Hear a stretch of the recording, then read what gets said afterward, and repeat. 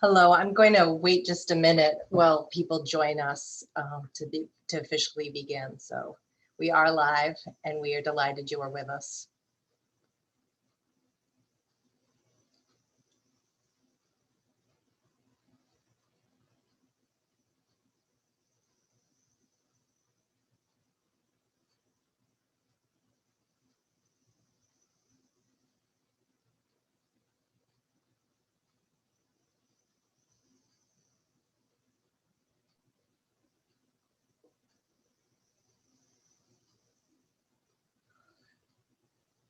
Good afternoon. I'm Catherine Millett with ETS's Policy Evaluation and Research Center. And on behalf of ETS and College Promise, I'm delighted to welcome you to ETS's Promise virtual convening. We are excited to have you with us today.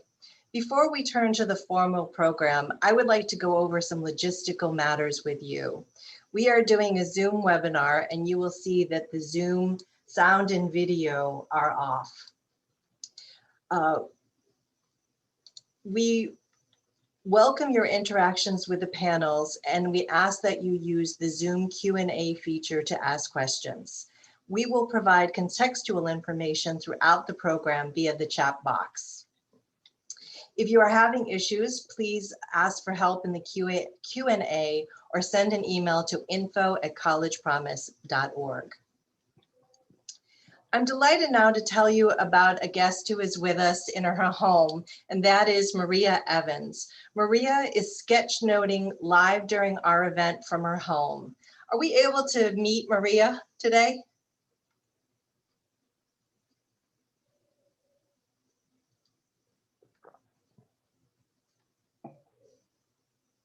Okay, I'm not sure if Maria is going to join us, but on the illustration, oh, you are here, Maria.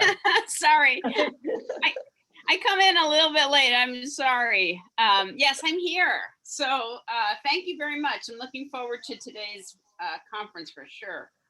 Great. So you will see on the screen actually 2 of the 15 sketch notes that Maria did last week, covering the conversation, the presentations, and some of maybe even the chat that we have.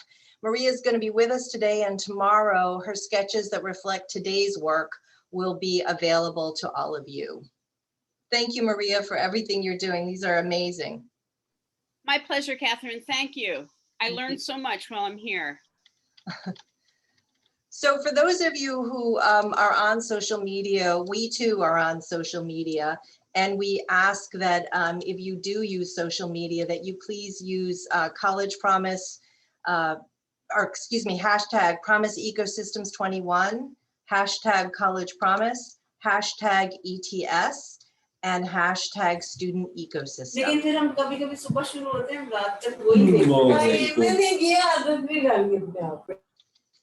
So last week, we focused on the ecosystems of support designs developed by the 39 members of the 5 design teams.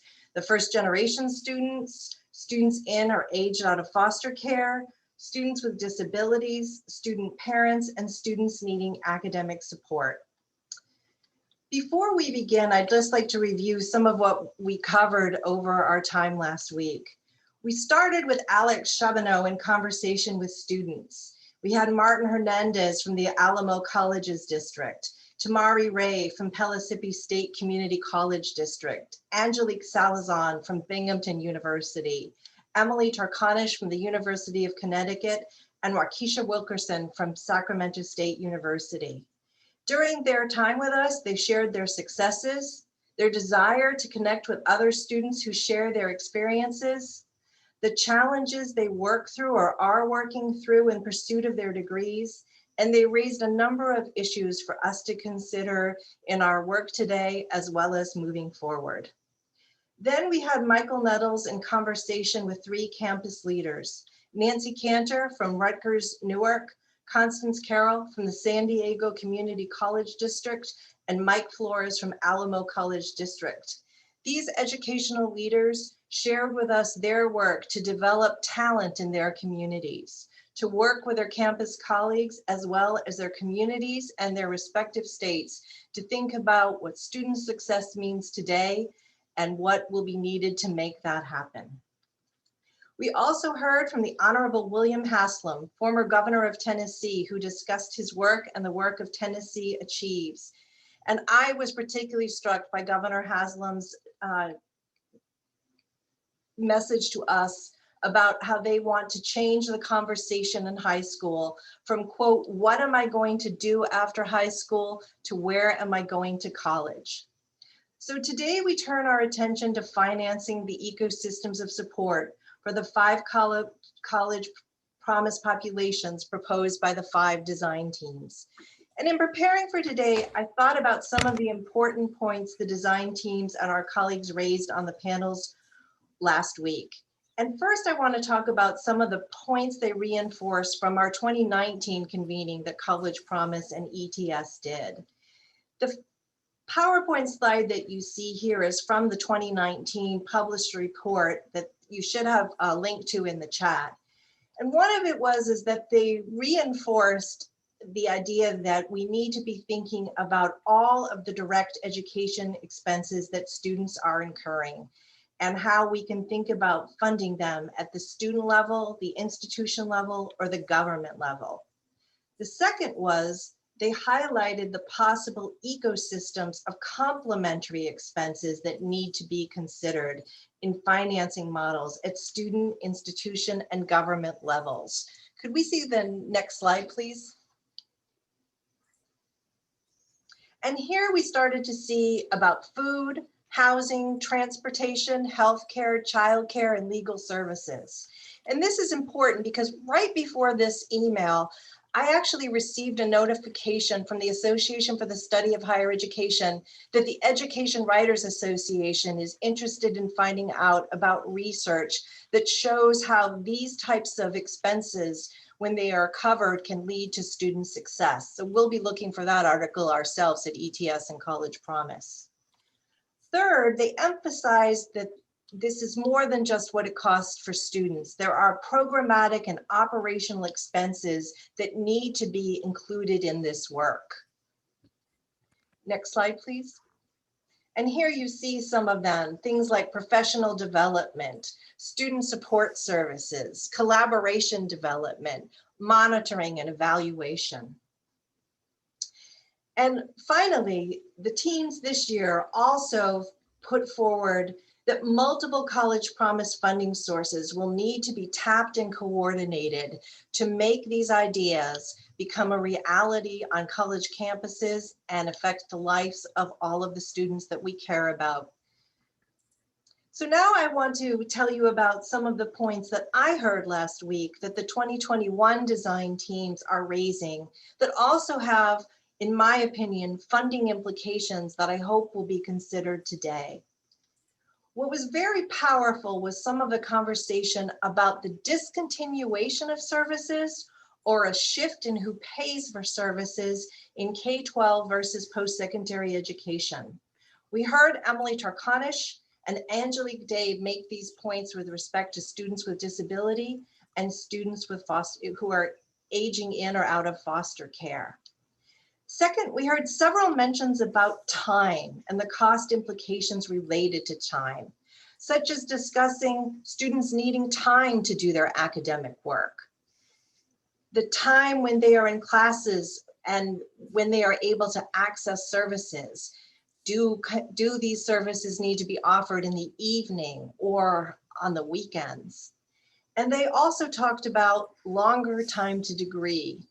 And I believe all of these points raised about time have cost associations either directly to students or even to our college campuses. Third, students talked about a rebranding campaign. They said that if they wanted to think about rebranding services on campuses so that they are more inclusive and inviting. One example was that rather than saying there's a campus food pantry, perhaps it should be labeled a nutrition center. These are great ideas, but those of you who are on college campuses may need to be thinking about what will this mean for cost on your campus. Maybe one time, but there are costs associated with it. Second, we heard about the idea of opting out rather than opting into services. Several design teams suggested that one of the possible contributors to student success could be to have students automatically enrolled in campus services. They talked about wanting to connect with other students and also sometimes just not knowing about student services. This was a great idea, and I hope that in some of our conversations today, we might think about what this idea of opting out of may mean for cost on college campuses to provide these services. Another point raised by the design teams that do have finance implications is about data. They talked about the age or the outdatedness of some of the data for their student population, as well as the lack of data that represents their respective student populations. So one cost factor may be, how do we think about better data on these student populations, both at campus levels, at the state level, and nationally? Another point that the design teams made and other people who were on the program last week was to ask us to, if you will, take a fresh look at existing policies and practices. And I said, maybe one of the questions we need to ask ourselves is, are the policies that we have in place designed to meet the needs of students in 2021? And I hope we will think about that also today.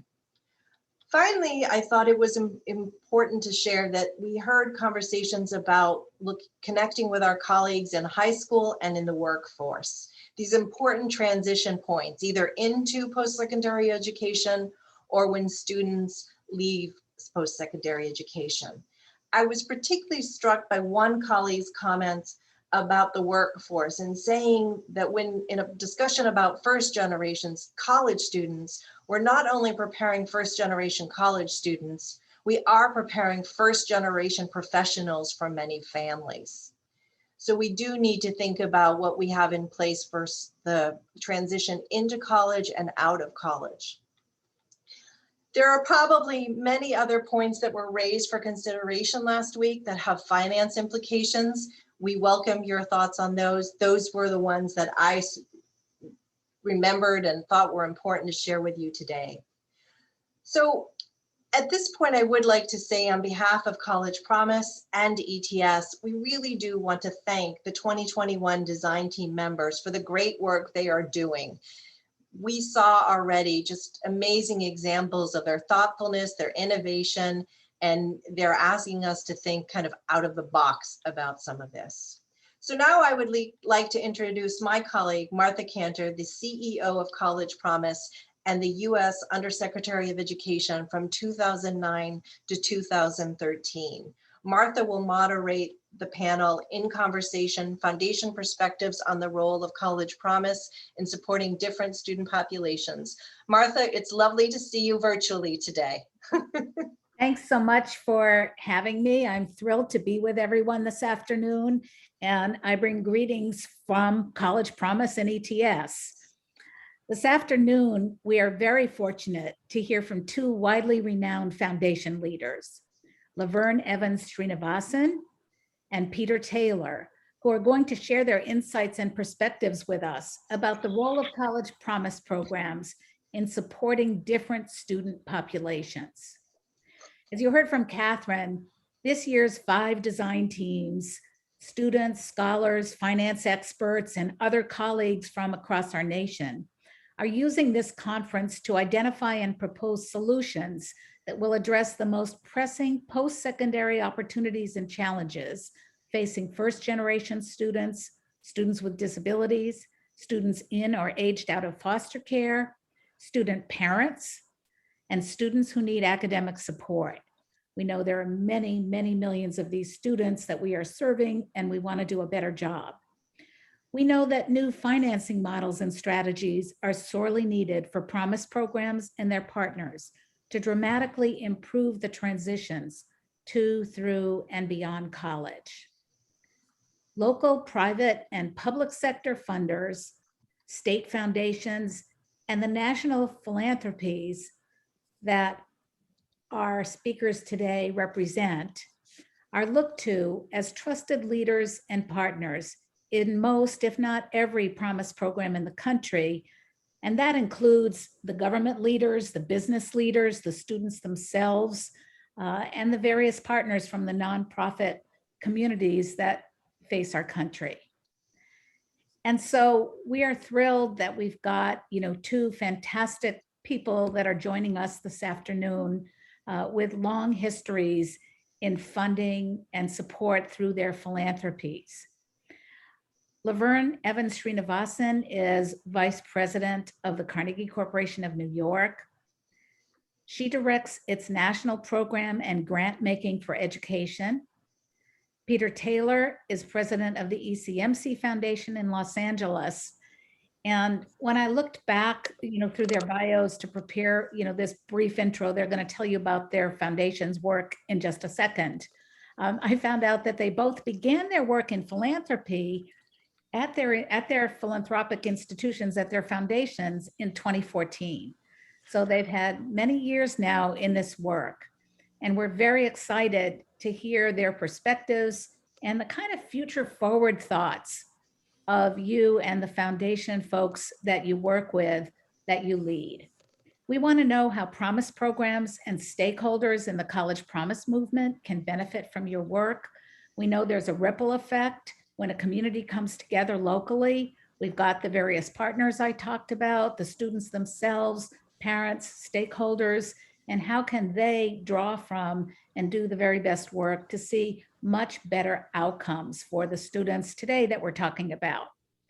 We want to learn from the vision, the plans, and the investments you're making, and what you'd like to see happen as the Promise movement evolves across the nation. We've seen phenomenal growth.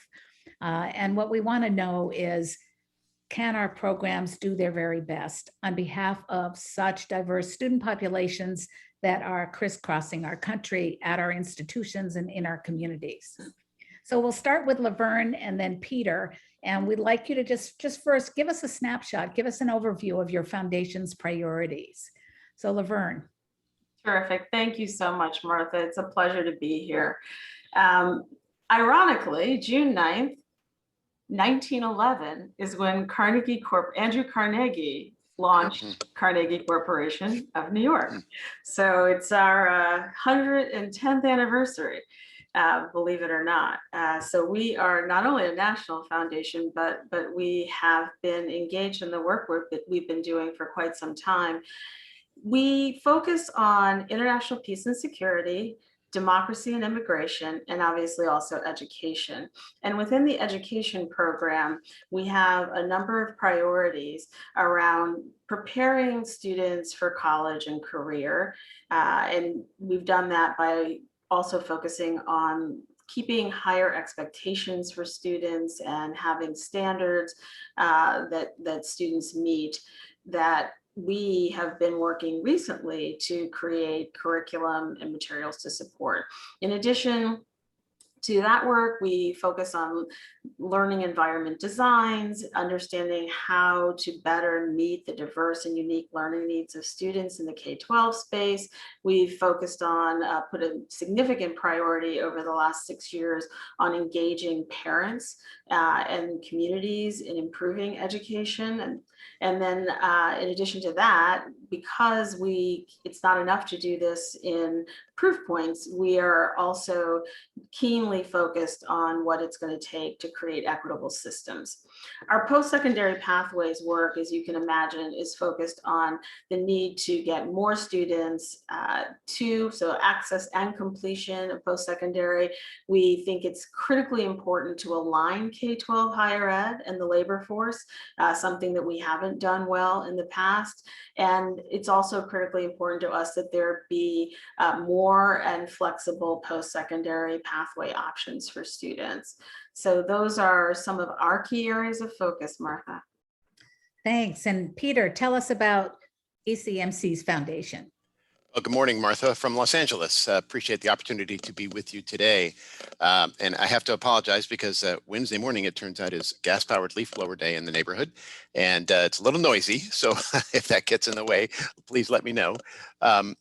We are a national post-secondary education foundation focusing on trying to move the needle on post-secondary degree completion and improving educational outcomes among underserved populations through evidence-based innovation.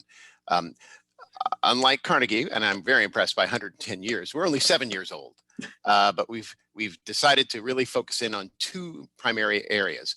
College success, focusing on the low-income student who too often drops out of a four-year school before completing a degree, and career technical education, focusing on the students who are really not on the four-year track, allowing them to gain skills and training that result in jobs that pay a family-sustaining wage.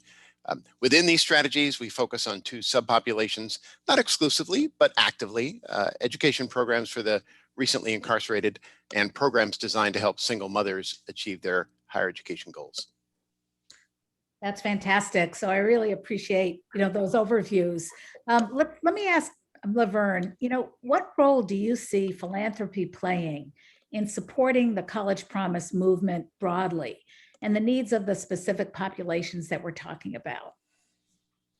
Yeah, this is something obviously that we've reflected on over the years. And when we do it well, I think philanthropy is well positioned to seed and support innovative models, to create visibility for and connections between grantees, and to advocate and advance policy to align critical and significant resources for scale.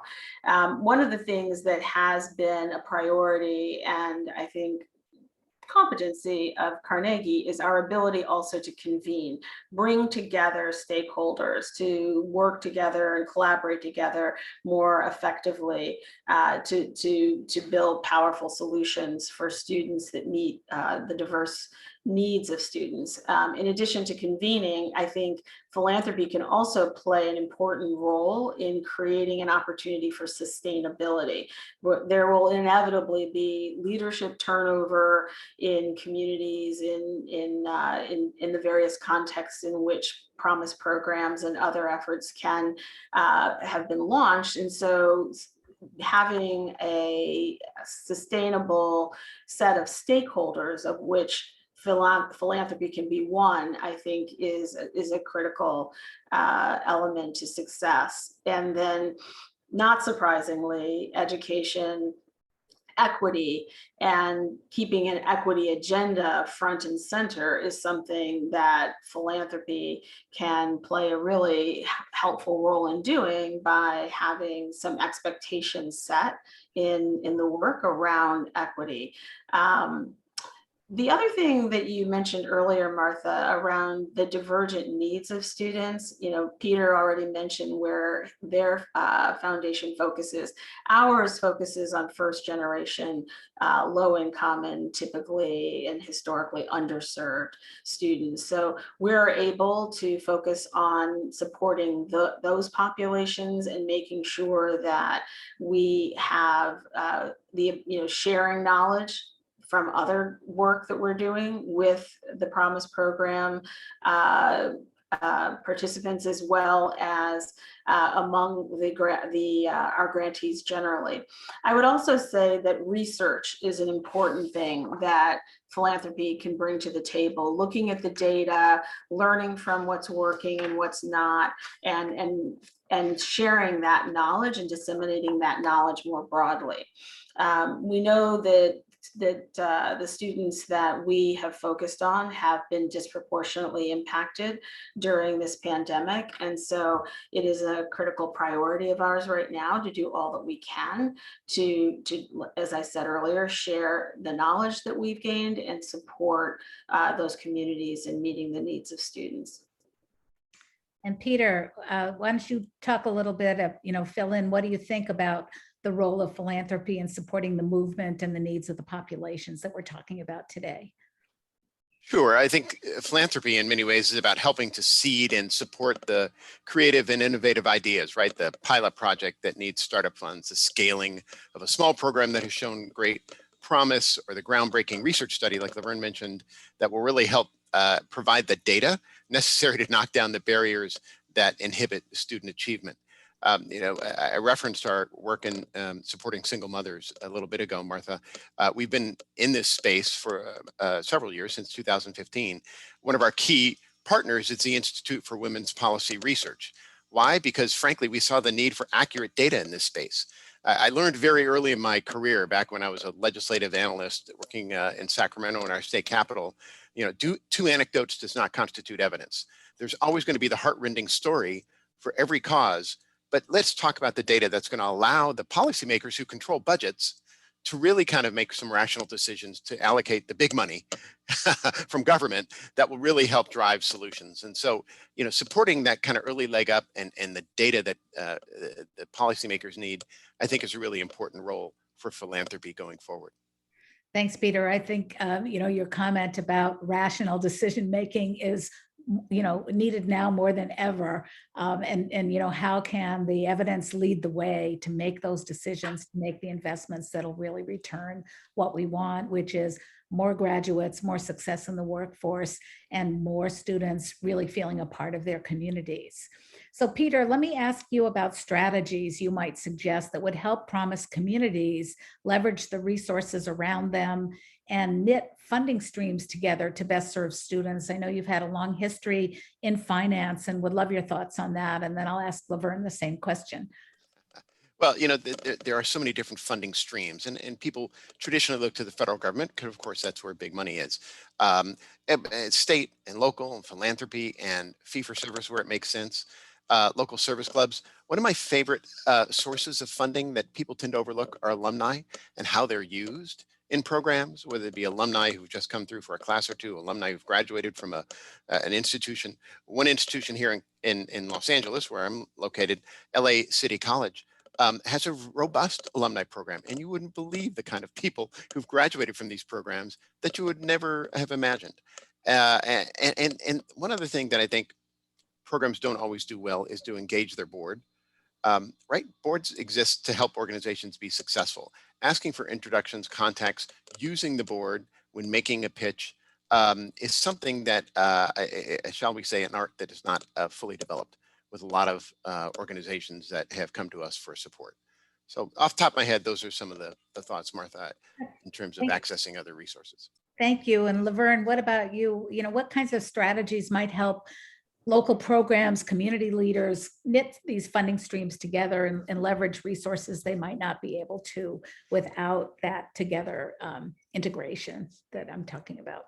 Yeah, so I completely agree with Peter. I think some of the other, the key is to understand the change that we want to make, right? The opportunity we want to create. And that opportunity that we want for students is also highly beneficial to communities, to state leaders, right? So I think that there's a huge opportunity when painting that broader picture to think about, well, what are all the other funding sources and elements and stakeholder groups that benefit when we increase the capacity of our community colleges to be able to meet the needs of our economy and our democracy.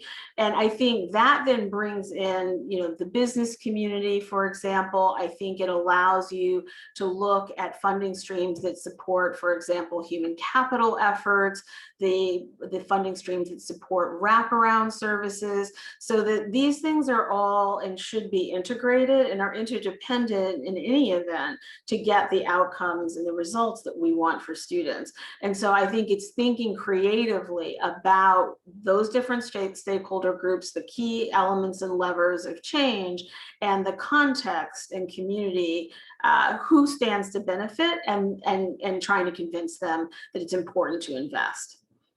I think that's really great advice from both of you about strategies that local programs can undertake. And it can be, the institutions that are participating, the nonprofits, the Promise program directors, the business leaders, nonprofits. I think these are suggestions for any sector that's engaged in this work. Laverne, this is a question about advice. What would you say to Promise programs or the stakeholders we're talking about who want to engage with community foundations, their state foundations, and the intermediaries that sort of can help them manage the work that they want to get done in knocking down those barriers you talked about? Yeah, I think that one of the things, philanthropy can sometimes be an obstacle, not always helpful in terms of having our own vision and strategy. So I think part of the challenge is to understand what the mission and vision of those local philanthropy and those local foundations might be, but to also understand the importance of the work that is being done, that you're doing, right? The work that you're doing, you're the experts in, and that it's important to be able with confidence to convey the story around why this work is important and the impact that it can have that would be relevant to both the outcomes and vision or objectives that a local foundation has. In addition, I think to the extent that there are existing funders that you have, I think those existing funders are great ways to reach out and broaden the network of funders that you can reach, right? Leaning into and into the reasons why the funders who are supporting you will help you with their support, reach out to others who may be like-minded and also interested in supporting the kind of work that you're doing. But I think the key thing is leveraging relationships, building and sustaining networks, and really being able to demonstrate the broader value and impact of your work for local communities in the local context. And Peter, what about thoughts you have for the programs that want to engage with their local community foundations or their state foundations and the many intermediaries around them that want to do X, Y, or Z? Sure. That have different perspectives. What do you Yeah, think? I served for a stint on the local community foundation here in Los Angeles called the California Community Foundation. And to be honest with you, Martha, I was kind of surprised by the number of folks requesting support, submitting grant proposals who hadn't done much research on the organization and what their funding priorities are. And it's not hard, right? Go to the website, spend some time on it, do some reading, look at who else they've been funding, and to think about your programs and your initiatives and how that might relate, how you might be able to bring something a little bit unique and different, how you might be able to leverage some of the learnings that they've had from previous grants as a way of helping the funder, the community foundation, the intermediary build on their work from previous grants that they've funded over the years. So I know it sounds kind of basic, but yeah, please do a little research, and I think that will go a long way. Use data. And again, we have funded a group called World Education to help a group of community colleges to collect data and help transform institutional policies, programs in campus culture, but use data that you have. And that can be impactful. Don't hesitate to ask for a site visit, right? One of my favorite sayings is the map is not the territory. You can produce all kinds of colorful brochures and great reports, but it's not the same as always being there. So in the post-COVID world, I'm not sure what that will look like, but it is something to keep in mind. And I will say, in just the last second or two, Martha, please remember the mostly forgotten art of how to say thank you. A real note, not a computer-generated letter, sometimes leaves a bigger impact. So I would encourage folks to include the personal touch. I think that's really great advice. I mean, we have so many Promise programs around the country, hundreds of them now. We have new ones every day. I was just talking yesterday to New Jersey and Texas. I mean, it's quite remarkable what local leaders are doing together, but it also speaks to the urgency of wanting to really create those outcomes that we want for our students in college. What I look at is college, career, and community. We want sort of 3 buckets of outcomes. We want students to get into and graduate from their program of study. It can be a certificate, it can be a degree. We think about it in vocational education, career technical education today, and more traditional college undergraduate programs that lead to the baccalaureate and beyond, as well as career outcomes, because the majority of students are working while they go to college. And I don't know that we've really tackled that intersection of working and learning. And I think that's something that we all are going to have to really think through in a much more cohesive, aligned way. So I'm just wondering, Peter, there's an urgency to increase outcomes. Every time I open up my email, I look at, low outcomes, low graduation outcomes for this population or for that segment of schools. I look at high and low outcomes in every segment of education. And, I think it's beneficial to learn from where those outcomes are really happening that are high performing, so they can be replicated, whether it's college or career or community. And so I'm wondering, your thoughts on what some of the milestones and returns on investments you want to see as a foundation, as a funder from these programs that are working so hard on the ground with our students. And, we've got the 5 populations we're talking about today. Would love your thoughts on that. What are some of the things you look for so that you will make an investment and that you will continue to be engaged with the groups that are helping the students move it? Sorry. You hit on obviously some very key factors, Martha, right? Success, graduation, completion, employment, improved practices that lead to more of all of the above, right? We can't take for granted that just because a low-income student is admitted to college, then all will be well. So marrying the access and the completion agenda and being thoroughly committed to both is really key. After all, this is, in many ways, it's about giving those who have not been traditionally well served by higher education a reason to continue, a reason to persevere, and with their stake, frankly, have a stake in the success of our democratic system of governance. People with a job, people who can support their families, people who still believe in upward mobility is still possible through higher education and will instill that in their children. And so I think as a funder, you want to see that. And do so with a sense of urgency, not, hey, for 5 years, we're going to kind of study this and we're going to come back and think about what maybe no, we want to see improvements sooner rather than later. So, key milestones, obviously students and their success matter, but also, an upfront conversation about this. What are those institutional barriers that have traditionally been in place that you think you can knock down to sustain, going back to something Laverne said earlier, sustain the change that everybody wants to see. It's got to be more than something. There's one charismatic leader who can do amazing things and do the job of 3 people. That's terrific. But eventually that leader is going to move on or retire. So how do you make sure that this program is sustainable long past the point at which that one person has been there leading the charge? So those are some of the key things we do look at when ideas come our way. Peter, have you seen sustainable change in any of the programs you've invested in that have some, pearls of wisdom that you have been learning from? Sure. I think, one of the programs with incarcerated populations that we look to, Martha, is a program we funded here in Los Angeles for people who had been recently released from state prison. Who were given wraparound services in addition to some admission to a local community college with a CTE, skilled trades curriculum.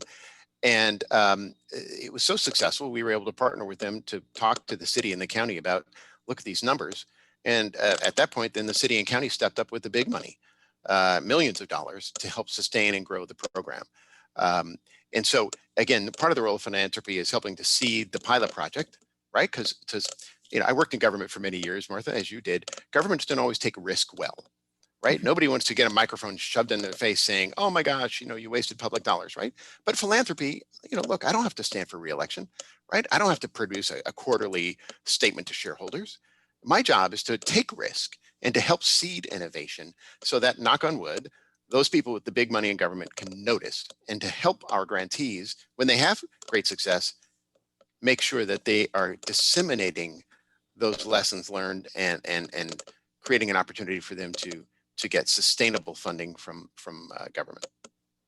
Thanks. And Laverne, why don't you sort of weigh in here on, as we feel even more urgent about getting better outcomes for the students that we're serving across the country, especially given COVID-19, especially with the learning loss.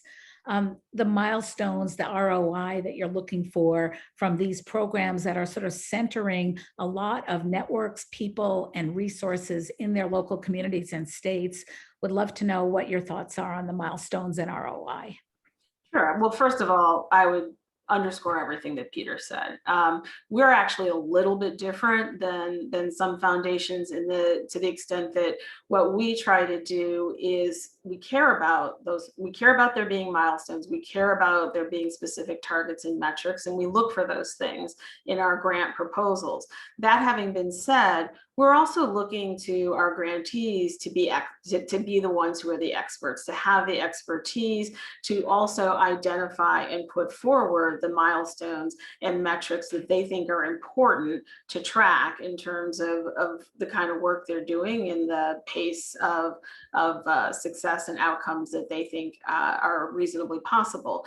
And so we're not really interested in hearing that, the answer that you think we want to hear. We want to hear the real answer. We want to understand whether, you're failing or not failing and why. We don't want our grantees to be afraid to have that conversation.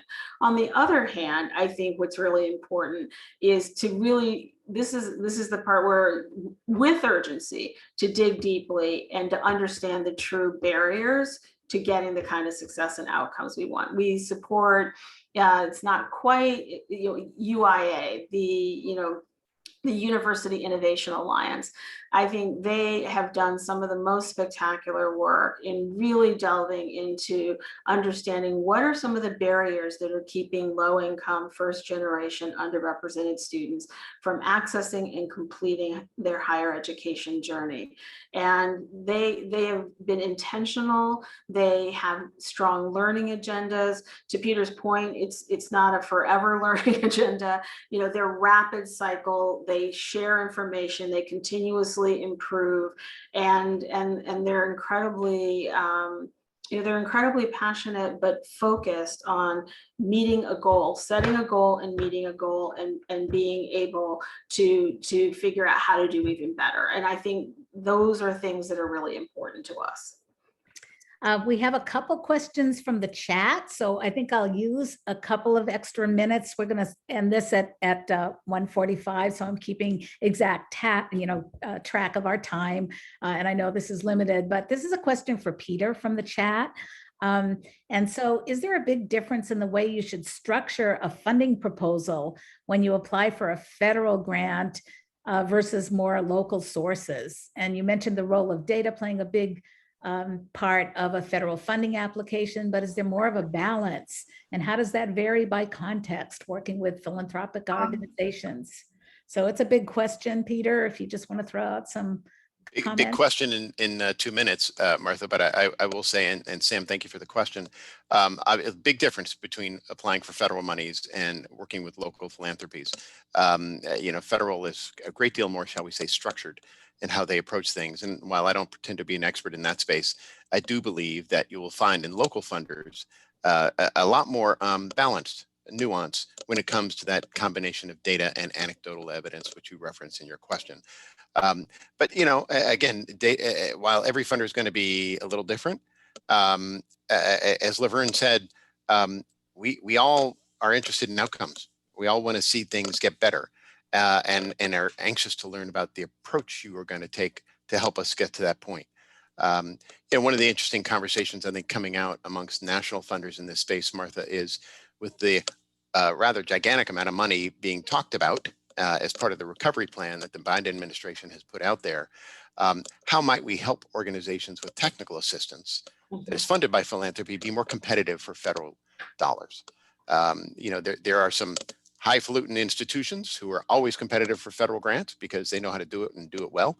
But there are a lot of, shall we say, small to medium-sized groups for whom this is new territory. And it's complicated territory, Martha, as you probably know better than anybody. So look to philanthropy for that kind of technical assistance, as well as programmatic support because we all love to leverage dollars. Yeah, I would just add, and now there's one more question from the Vera Institute of Justice, and it's about, what do we do between now and then for, Pell implementation for incarcerated students is going to take time, but we don't really have time to answer that now. So I just wanted you to know, we'll send you that question and get any thoughts you have to be helpful. So in the last minute we have, just a piece of advice from each of you to this awesome audience that is very diverse, who are listening with bated breath. To any last piece of advice you want to share before we kick off to the Spark Talks from the design teams. So why don't we start with Peter, and then Laverne, we'll have you. I would say only one piece of advice. Look for like-minded organizations and determine if there are ways you can work together. Funders like partnerships, and we like to leverage resources. And we like impact. And sometimes when you bring together organizations and resources from different groups, that's attractive. So my one item, if that's all I get, that's what I'll add. Thanks so much. And Laverne. Let's see, that's a tough one. So underscore Peter again. And then I would say, this is our chance. We have long suffered from an inequitable system. And we've known for quite some time that because we don't have a national education system at the K-12 level, or certainly not at the post-secondary level, it's down to relying on local communities and institutions to really ensure that educational equity is front and center. We know a lot about what works. We know a lot about how to meet the diverse learning needs of students, but we have to have the resolve to do it. And I think we have to be unequivocal and determined. Someone was talking today about being pertinacious, right? I think that's what we have to do in order to get the outcomes that we want for these populations of students who have long been historically and continuously underserved. So that's my advice, is to be steadfast. Yeah, and I just want to thank you both for spending this time with us. I wish we had a lot more time, but we're excited to hear from the Spark Talks. The 5 design teams are going to share their highlights, and then we've got a great diverse panel this afternoon, and we're really excited. So I just want to thank you both for coming. You're welcome to stay on, but if you do stay on, you have to shut off your voice and your video. And I'm going to turn this over to Catherine Millett, who's now going to introduce the next set of Spark Talks. Thank you. Thank you. Oh, well, thank you, Martha and Peter and Laverne. That was a very stimulating discussion, and one that I know we will be thinking about for the rest of the day and as we turn to writing the final report. I also want to underscore the fact that we at College Promise and ETS have made a commitment to the idea of thinking about getting students to, through, and beyond post-secondary education. And for the beyond post-secondary education, we look at both their workforce participation and continuing their education, either from an associate's to a baccalaureate degree, or for a baccalaureate degree into a graduate credential. So thank you very much. So now we're going to hear from our 5 design teams. We have asked colleagues from each of the design teams to give, in 5 minutes, a Spark Talk. So we're going to hear from Adnan Bokhari from the National Immigration Law Center, who will speak about first-generation students. We will hear from Angelique Day from the University of Washington, who will be speaking about the work of students who are in or aged out of foster care. We will be Richard Allegra, who is with the National Center for College Students with Disabilities, will tell us about the work of the design team that focused on students with disabilities. Nate Johnson from Post-Secondary Analytics will talk about the student-parent work. And then Drew Allen at Georgetown University will talk about students needing academic support. So before I turn to my colleagues, let me just tell you what we tasked them with. In a way, I think of a Spark Talk as the preview at the movies. For those of you who have gone back to the movie theaters, we said we wanted something that would spark your interest in thinking. So what are the big ideas? What are ideas that would ignite curiosity about the student population and some of the ideas that you're thinking about in your framework. And then to start and just help all of us spark connections across the program, or excuse me, across the student populations, and also to connect it to the work that each of us does in our respective daily occupations. So with that, I'm going to turn to Adnan Bakari, who will give the first talk on behalf of the First Generation Students team. Adnan, welcome today. Thank you so much. Hi, everyone. Good afternoon. Thank you so much to ETS and to College Promise, Catherine and Martha, you in particular, and the entire team. I also want to give a huge shout out to my fellow design team members, Chrissy, Lisette, and Marco, and Timari, and everybody else who contributed to this report. So I'm going to share my screen with you so I can go into the presentation. Please signal for me if you're able to see my screen. Oh, that's not what I intended to share.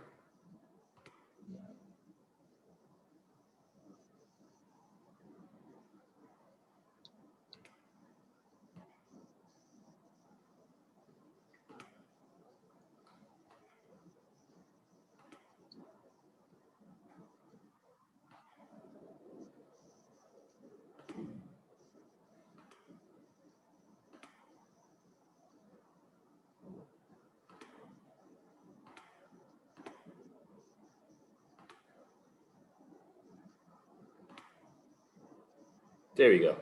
There we go. You're good, Adnan. That's perfect. Sometimes technology plays tricks. So it's my pleasure to be talking today with our presentation focusing a lot on funding and financial sustainability for the recommendations that we all as a design team worked on. So as Catherine mentioned, our design team was first generation students. I'm going to spend just a little bit time as a refresher for some who attended the June 2nd and 3rd symposium days, and for others who were not able to join us, just as a brief introduction of the focus of the design paper that all of us worked on. So first generation students make up about a third of US undergraduates.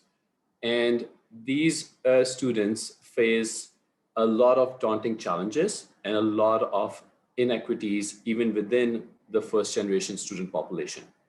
As an example of those inequities, 26% of first generation students who are low income earn a 4-year degree in 6 years. That is only 26%. That compared to those who are not low income is a 70% who earn degrees in 6 years. That's a huge gap. Our paper focused on 5 buckets of barriers that we believe are unique to the journey of first generation college students. These buckets are financing and return on investment. This is the value proposition question. The work and home commitments that we know first generation students, particularly those who are low income, face. The cultural capital and navigational skill challenges, the bureaucratic structures that exacerbate the inequities that exist, and the disparities in educational attainment, as we showed in the previous slide. Really, the focus of today's conversation is about funding and financing these recommendations and how to reduce the barriers. But before we go into this, I also want to share that I am a board member of Virginia Community Colleges System. I'm the chair of the finance committee there and have been for the last 3 years on the board. And over the course of my work there, I have many times asked the question, if we had more money, what would we do? And sometimes that's not an easy question to answer. We as a design team thought that it would be helpful to share some ideas of, we'll talk about the funding models, but before we get there, if we had some money, what could we do which is very targeted? So one, through our research, we have found that there is an unmet need very specific to first generation students. That unmet need in terms of dollars is $6,000. So we need $6,000 more. We know this, that there is a nationwide issue of broadband access. And we think it should not just be broadband access, but really portable Wi-Fi. Because even in areas where there is broadband access, there is still a question of affordability and access. So to address the digital divide, that's another area where we think funding should be focused. Dedicated paid internships is another one. I'm proud of National Immigration Law Center for having a first generation fellows program where it's only open to undergrad students who are first gen. We need to scale those kind of programs up because there are many of those that are happening and many more that can be happening. We also want to offer soft skills development during college because that is an area where when we get to career readiness, the comment that was made early on was, it's not just that we are thinking about first generation students. In many cases, we're also thinking about first generation professionals. So offering soft skills is going to be important and should be part of what we do while we are in college. And lastly, we want to make sure that advisor counseling is opt-out, meaning everybody gets it. So it's not just that we have increased the number of advisors and people will come, but we are making sure that people are meeting with the advisors. All of these are very much focused on the first generation students. And I want to highlight that there's also a whole lot of need in terms of data and other things that need to be done that Catherine mentioned earlier. So now looking at the recommendations for actually financing the ecosystem support and the supports that we need to provide. First and foremost, seems like it's shifting mindsets. If the pandemic has taught us one thing or shown us one thing, it's that when we know what's at stake, we are willing to put the resources behind it and make it a priority. We got a vaccination, many vaccinations developed in record time. So we need to look at our first generation college students with that level of urgency or some sense of urgency where we are saying we can, we must, and we have to do it now. Long-term commitments, very self-explanatory there. We need multi-year funding, at least 5 years. We also need more private sector partnerships. We need to use the power of the collective. The higher education institutions themselves can do that to come up with innovative ideas to pay for certain things like the portable Wi-Fi's and others. Data could also be included in there. Then as we are looking at raising more money and allocating more resources, we can also be looking at what do we do with our existing resources so we redeploy them to maximize the effectiveness of those. And then lastly, cut the strings, make things unrestricted, make funding unrestricted so that they're in the hands of those who know best. I want to leave the audience with these 3 questions that my colleagues on the design team collectively came up with. What do we need to provide financing supports across the population so that we can break down the silos? How do we create the political and social will to prioritize the financing for first generation students? And what do we need to disrupt? What do we need to do differently to address the inequities that are faced by all first gen, but particularly those faced by the subpopulations? Thank you so much for your time. Anand, thank you. That was a great first Spark Talk. I'm delighted now to turn the program over to Angelique Day, who will talk about the work with a finance lens for the team of students who are in or aging out of foster care. Angelique, welcome, and over to you. Thank you so much. Next slide, please. All right, so in terms of our foster youth population, there are over 400,000 youth in foster care on any given day in the United States. Of those, nearly 20,000 will age out of the foster care system, being between the ages of 18 and 21. We know that foster youth are passionate about their futures. Over 80% of foster youth tell you that they aspire to enroll in college. However, we see in the data that only slightly over 50% of them are graduating from high school. And of those, only about 20% are enrolling in college. And we also know that of those who enroll in college, our data is showing that only between 3 and 12% graduate from college with a bachelor's degree. There are multiple barriers to college access and retention. Studies have found that financial difficulties related to the need to work and concerns about housing are among some major barriers that prevent foster youth from pursuing post-secondary education. Other significant challenges include difficulties navigating the college application process, unpreparedness for independent living, lack of supportive adults in their lives, insufficient financial resources, struggles with mental health issues, and inadequate emotional supports to cope with academic demands and social stresses related to college life. Our young people also bring many strengths. Our foster care youth are tireless, they're fierce, and they are determined to address the cycles of poverty in situations that they come from, and are really eager to break that cycle. So we're excited about the opportunity of College Promise and helping to support that goal and vision. Next slide. Okay, so as we've combed through looking at what opportunities exist for foster youth in the college going environment, we did identify some targeted pre-college or college access programs, but as a whole, these are much less established than retention programs. So we in the US are doing a much better job serving foster youth after they successfully get admitted to college. We have a lot more work to do to support them in actually gaining access.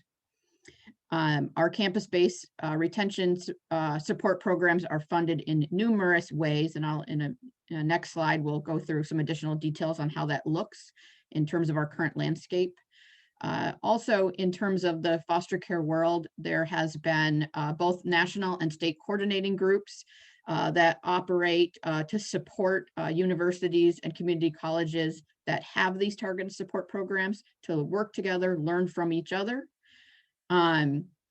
One of the major barriers in our current practice is that our public child welfare agencies and our higher education authorities operate largely independent of each other and do not regularly communicate, and that this has caused some systemic barriers to being able to maximize the success we have in these programs that exist now. There are a couple funding mechanisms that I'm going to talk about today. Federal funding initiatives, which include the Pell Grant and the Education Training Voucher, which is a foster youth specific resource. And finally, what the landscape of the statewide funding initiatives look like, particularly tuition waivers that support this particular population of students. Next slide. Okay.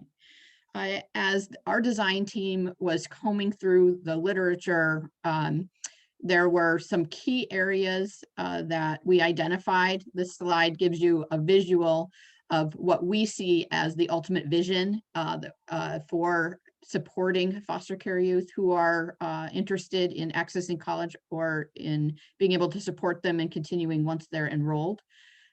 So our key areas that we find really support this population includes financial support, being able to establish targeted campus support programs that have the ability to provide both personal as well as basic support needs, have the ability to provide social and emotional support for students, that have the ability to collaborate with the local child welfare agency in their community. And we'd like to see higher ed institutions be more purposeful also in expanding that collaborative outreach with other community-based partners, which include K-12 education. Next slide. All right. So what I'm going to talk about first is what is the current financing landscape for foster care youth, and then I'll end with some recommendations on how we can bolster this and make it the best it can be. So in terms of what currently exists, there are child welfare specific dollars that support college going in a few different ways for foster care youth. The Chafee Foster Care Independence Program, which was originally signed into federal law in 2001 and then expanded under the Family First Prevention Service Act of 2018, now allows foster youth up to age 23 to receive independent living stipends, of which young people can use these to support education-related expenses. The second federal resource available for foster care youth is our education training voucher. This has been expanded through the Family First Act to support college-going foster youth up to age 26. The Consolidated Appropriations Act of 2021 that was very recently passed temporarily expands the education training voucher program by an additional $50 million and eliminates state match requirements for the period of April 2020 through September 2022. This additional allocation increases the maximum benefit award for foster youth from up to $5,000 a year to $12,000 a year and extends the eligibility criteria for the award from age 26 to age 27. There's very important data to support why this was a good idea, and that the child welfare world is really pushing to be able to sustain this particular provision in this law because it aligns with best practices based on what we found in the research.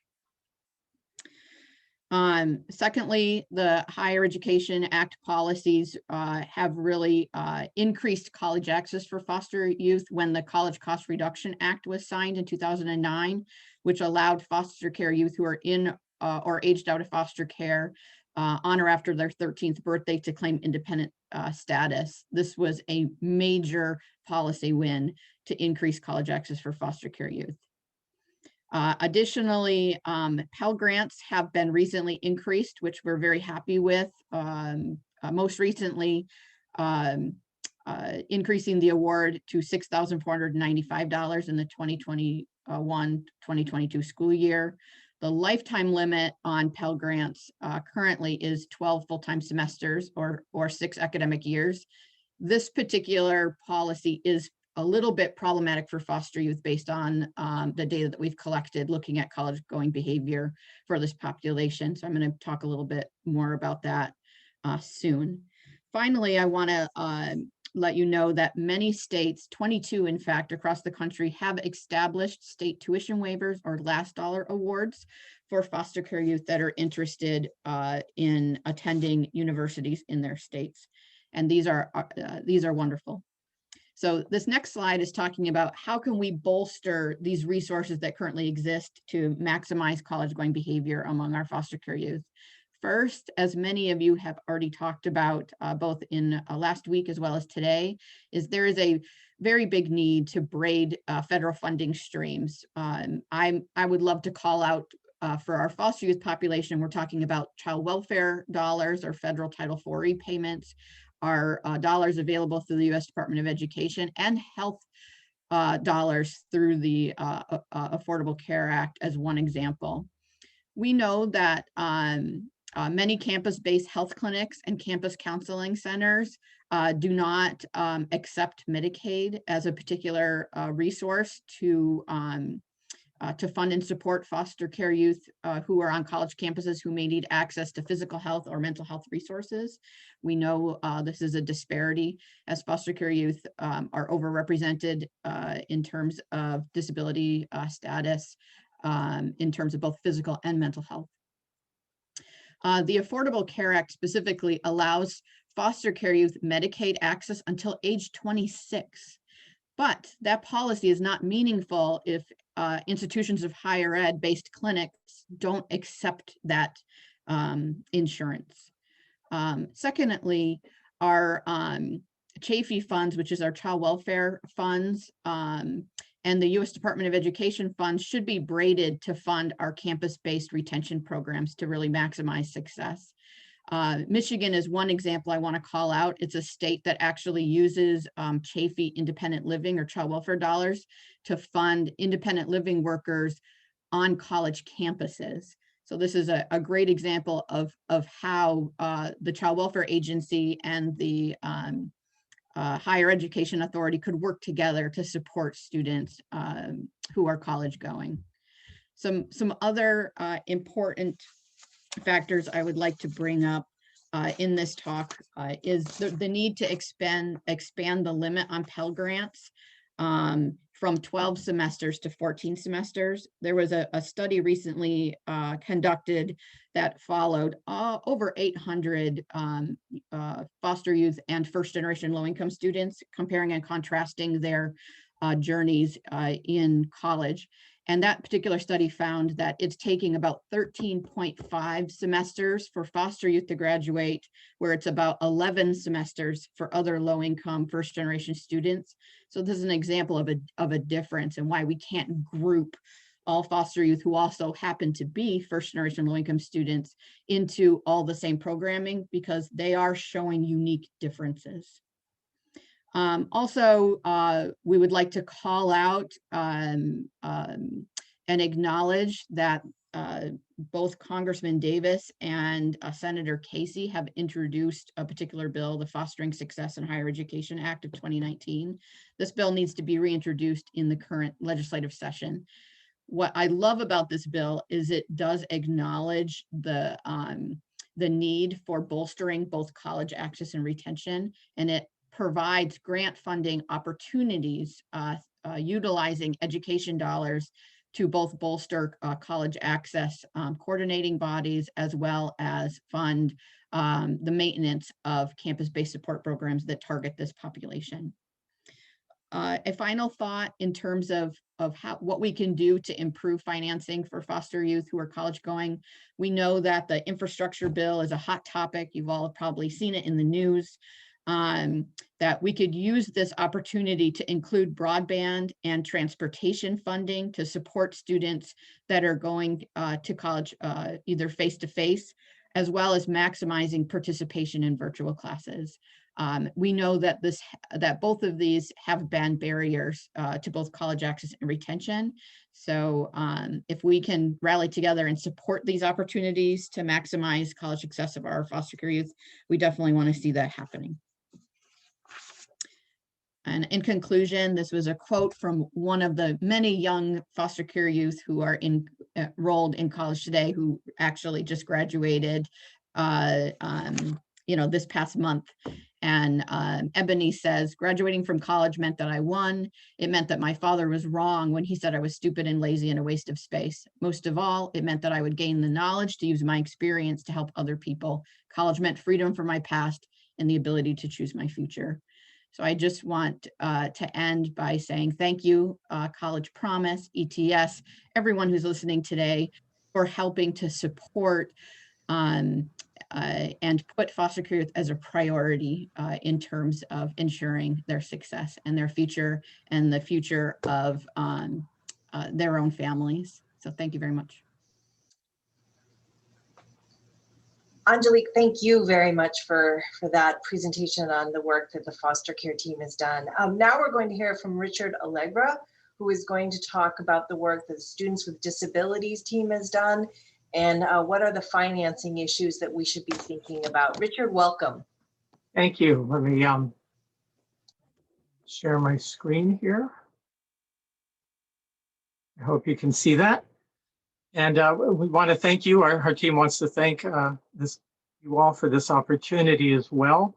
And in our paper, lists the authors, but I'm thrilled to call out all of them. Ashley Taconitt, University of Connecticut; Emily Tarkanish, University of Connecticut; Mary Lee Vance, California State University, Sacramento, and a colleague of mine through AHEAD; Tracy Sinclair, also at UConn. That was a great team to work with; Stephen Rose of the Urban Institute; and Terry Adams of Stanford University. I work for a federally funded program, the Center for College Students with Disabilities, that's housed at the Association on Higher Education and Disability, or AHEAD. And we've been looking at all of these kinds of issues for a number of years. And I just wanted to echo, as the next three of us, myself and the next two, were echoing the people who've gone before us, because we have a lot of common themes here. But as highlighted last week in the talk by Michael Nettles and all of the teams, students with disabilities have intersecting identities. They're both a distinct population. They're also represented in all of the College Promise populations that from 2019 and this year. So all of the disability-related costs related to going to school are kind of exacerbated by the additional identities that they have. So there might be childcare, transportation, legal fees, current and post-incarceration issues and placement, foster care. We just heard from Angelique. I'm echoing a lot of the things. I was just nodding along with many of the things she was talking about, because there's a lot of overlap there on some of the costs for those students.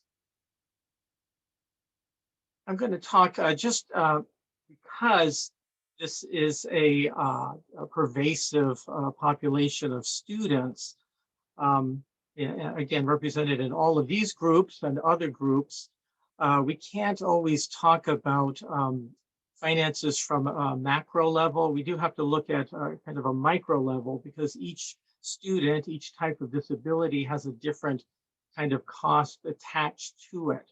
But I'll talk about a few themes here, and to help the policymakers just get a snapshot and be thinking about, how funding can be adjusted and expanded and designed.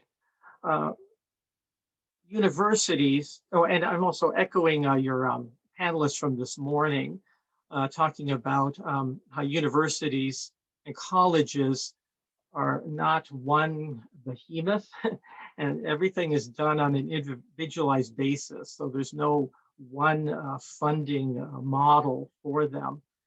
Private schools and public schools have different kinds of perspectives and different experiences, histories. So each one needs to address each of these things individually. But some common things for students to receive accommodations in college, they usually have to document their disability, especially if it isn't apparent, like blindness or deafness. And for many students, if they're on IEPs, sometimes they're fortunate in high school to get a updated documentation at age 16, 17, or before they leave. And that's really helpful for going on to college. But many more students are not on IEPs, and they have to get disability documentation on their own. And for documentation to be viable in higher education, you do need it at least in later teens, because as we know, the brain is developing. So kind of a gold standard of an evaluation, the neuropsychological assessment, applies to a lot of disabilities: ADHD, learning disabilities, psychological disabilities, intellectual disabilities, also brain injuries, that kind of thing. And as you can see, these numbers are from a few sources that I looked at around the country, and they can actually go way beyond 3,500, sometimes to 7,000. So just that alone is a great need. Insurance doesn't cover this kind of thing, so this really is out of pocket. In addition, people with disabilities may have, and usually do have, additional kinds of medical costs, medications, specialized equipment, various kinds of therapies, physical therapy, and also mental health therapies. And again, insurance doesn't cover all of these things. These are all out-of-pocket costs for co-pays, deductibles, and just straight payment to professionals. Other kinds of costs, and Angelique mentioned this, and so did our first speaker, about transportation, for example. This can include both a person's own vehicle, but also public transportation or using, depending where they live, they might have to rely on Uber or something to get to school. So as you see here, just a van conversion to make it wheelchair accessible might cost $30,000. And there's housing, especially if a person lives off campus and may need to get into accessible housing. There may need to be some retrofitting there. And then personal care attendants. Those are also out-of-pocket costs to hire people to assist disabled students with personal care. And then something a lot of people don't even think about, if you have a service animal, you do have to take care of that animal medically and equipment and food. That's an additional cost. Students may have particular software and technologies that they need to use. And then maybe additional instructional assistance, tutoring or coaching. Again, all of these kinds of things come right out of pocket. So that, I just wanted to give a little awareness about that. On the flip side of it, and both of these things are touched on in our paper, institutions have a responsibility to make their campuses non-discriminatory via civil rights law, the ADA and Section 504. And in order to ensure that, they need to look at all of the environments, the built environment, the information environment, the programmatic environment at their campuses, and make sure that those all of those are accessible to students. And so a few of the things that are involved in this, or something as simple as staffing. Most campuses have a disability resource center, or at least they're supposed to have at least somebody who's focused on accessibility for students as well as the campus. And then also there may be costs related to IT and instructional staff. And if you're thinking about establishing universal design on your campuses, there may be costs involved in hiring people who can focus on that. The ADA was enacted back in 1990, and a lot of schools worked on their physical access since then. And in many cases, buildings were retrofitted, that kind of thing. But there are constant ongoing costs. New building need to have accessibility features, ramps and elevators, power doors, that kind of thing. But also there's some auxiliary aids and services, individualized accommodations. And this is just one example, sign language interpreting. You may not know when you will have a deaf student who utilizes an interpreter. And many schools don't budget for that proactively. They kind of realize, oh, there's a deaf student here, we need to have interpreting. And this is kind of a modest charge per hour. So take that times all the classes per term, and that cost can really rise quite a bit. And as I mentioned, campus accessibility, putting in a wheelchair lift modestly could be $5,000 to $6,000. And then technologies, software and equipment, there's varying fees there.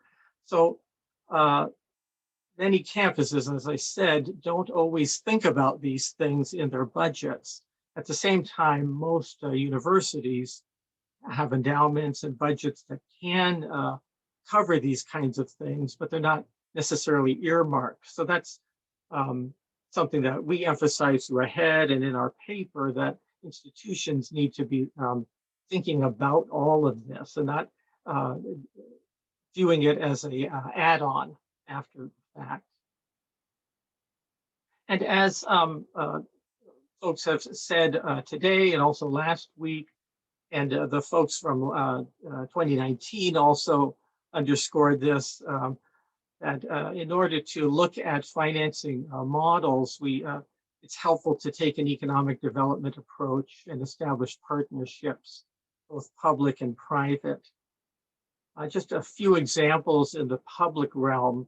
The Department of Labor has a number of programs that are very successful in training individuals with disabilities and teaching leadership skills and some strong legislation behind that.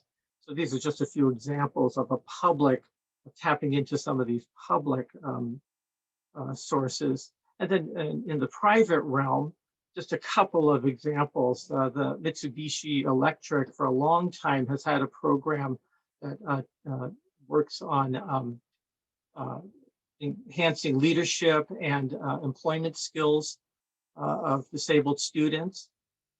Disability In is a network, a newer network of about 250 plus private employers that are doing the same kind of thing and fostering that. So I, strongly recommend that policymakers and others look into these kinds of connections and discover some of, especially the private companies that are looking at this.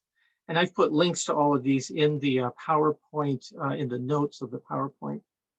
But something I want to just point out, because Angelique, when you were speaking, kind of prompted me to think of funding, kind of traditional funding sources. As I mentioned, most of the costs are out of pocket, and they're not met by traditional financial aid, so they're unmet need. Traditionally, years ago, vocational rehabilitation was a state agency that would help support students in post-secondary training, but that's dried up pretty much. There are scholarships specific to disability, but they're very hard to find. There's no comprehensive place for parents to find that information. They're few and far between, and they can be very, very specific, STEM students who have a sickle cell anemia or something like that. So there's a lot of students who have that and who could benefit from that, but there's a whole lot of other students too who could also benefit. And then we want to echo the comments about the Pell Grants and other federal funding, especially what Angelique said. There's a direct tie-in there. An additional piece to that is some students need to, because of their disabilities, they need to go to school part-time. They're not able to carry a full caseload. And so if they go part-time, then their funding is cut to part-time. So we really encourage policymakers to be looking at those kinds of policies to enable a person, because of their disability, to get full funding. So with that, I think I'm at the end, so I can thank you for listening, and we look forward to seeing what's coming. Richard, thank you very, very much. So I do want to say we have been watching the time. So we'll be making some adjustments on our break when we go to break, on the length of our break and the time for the panel after break. But now I want to turn the video screen to Nate Johnson, who will talk about the work that the student parent design team has done. Nate, welcome. Thank you, Catherine.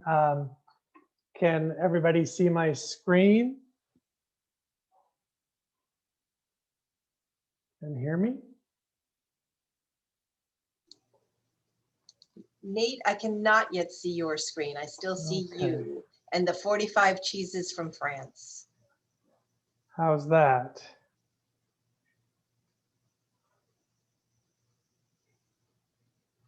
Do I have it now? Not yet.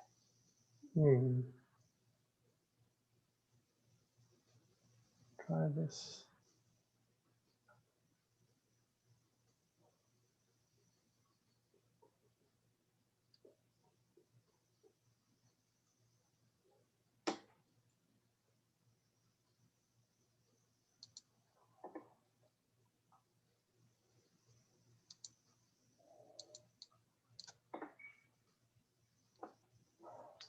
Now you're in good shape, Nate. Okay. We just need it on slide view. Okay. How's this? We're seeing your exact slide view. Yeah. Okay.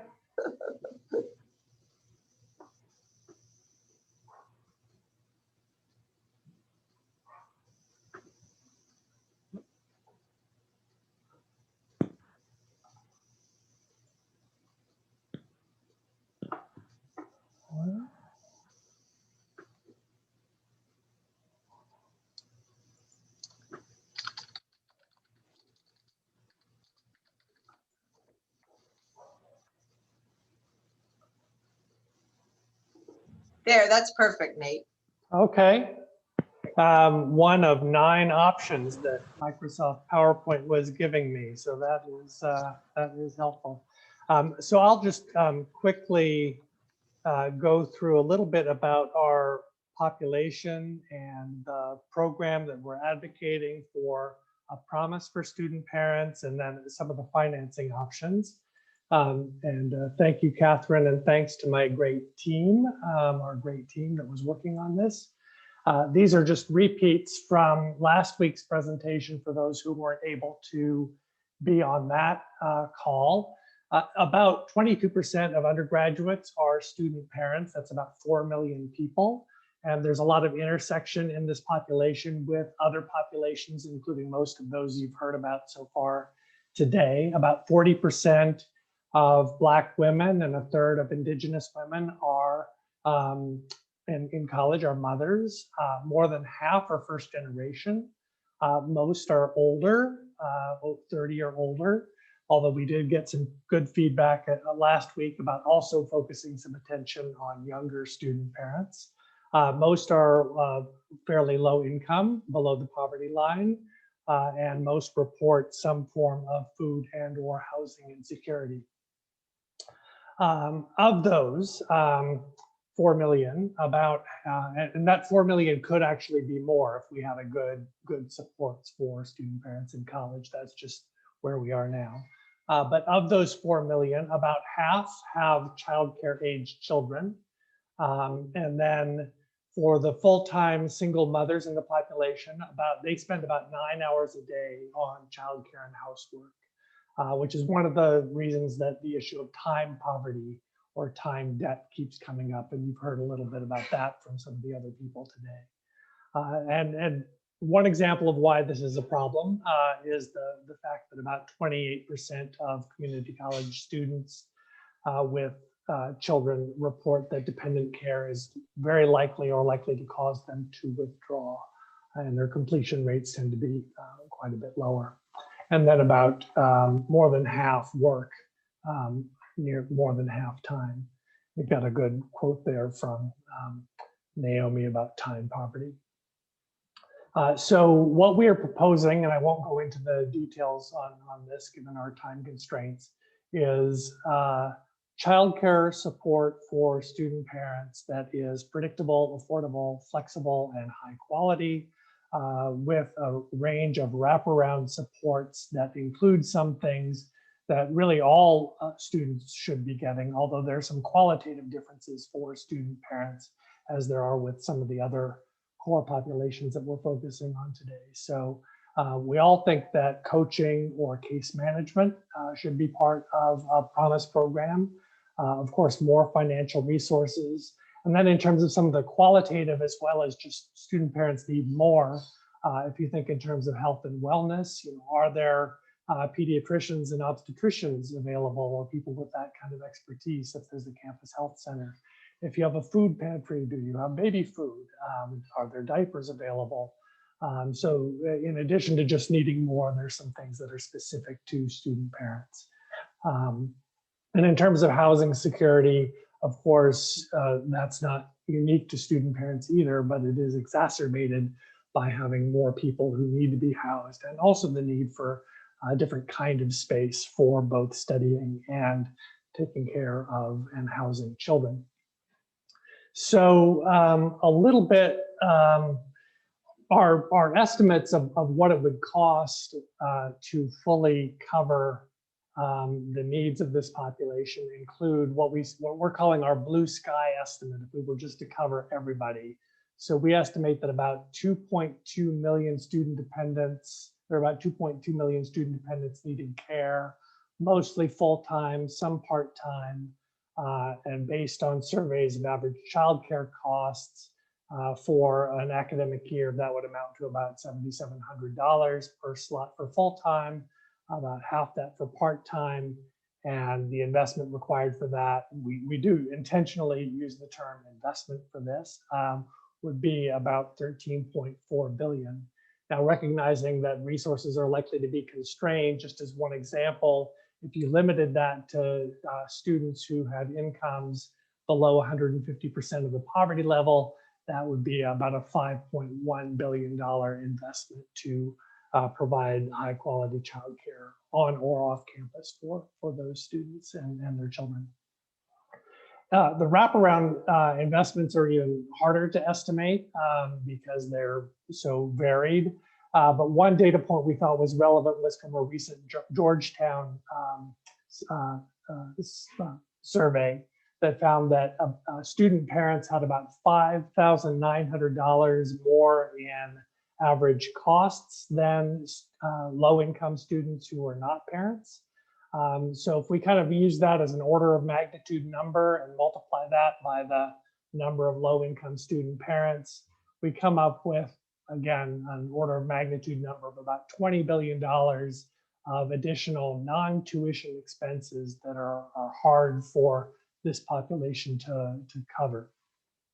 And again, this doesn't take into account the investments in physical infrastructure or case management, human infrastructure that would also be required. So what is currently out there that is supporting in part these populations, either from the parent angle or from the student angle, include programs that are designed to support parents, everything from Head Start, supplemental nutrition assistant, the Child Care Development Block Grant, which got a big boost in the American Recovery Plan, child tax benefits, a bunch of spending on that and other forms of parent and child support in the Recovery Act. On the student side, you have everything listed there, most of which you're probably familiar with. And then there's just not very much that's focused specifically on student parents. There's the C Campus program, and I'm gonna get the acronym wrong if I spell that out for you. But that's a very small program, but one that could be a useful model for thinking about how we could invest in this population. So just to give you a sense of the scale of some of these investments, on the far right-hand side, you have the amount that we invest in or spend through tax policy on childcare credits, which is $70 billion with an additional $110 billion in the American Recovery Plan. SNAP is $70 billion with an additional $1 billion in the American Recovery Plan. Pell Grants are about $30 billion. There's another $36 billion in support for students and institutions in the American Recovery Plan. The Child Care Development Block Grants is a $9 billion program that got a big jolt of support in the temporary stimulus funding.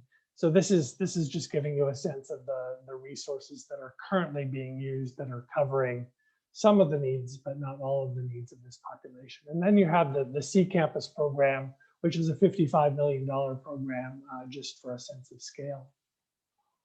So challenges and strategies, taking the information in those last couple of slides and figuring out where the sources of support are adequate and where there are the biggest and most important gaps.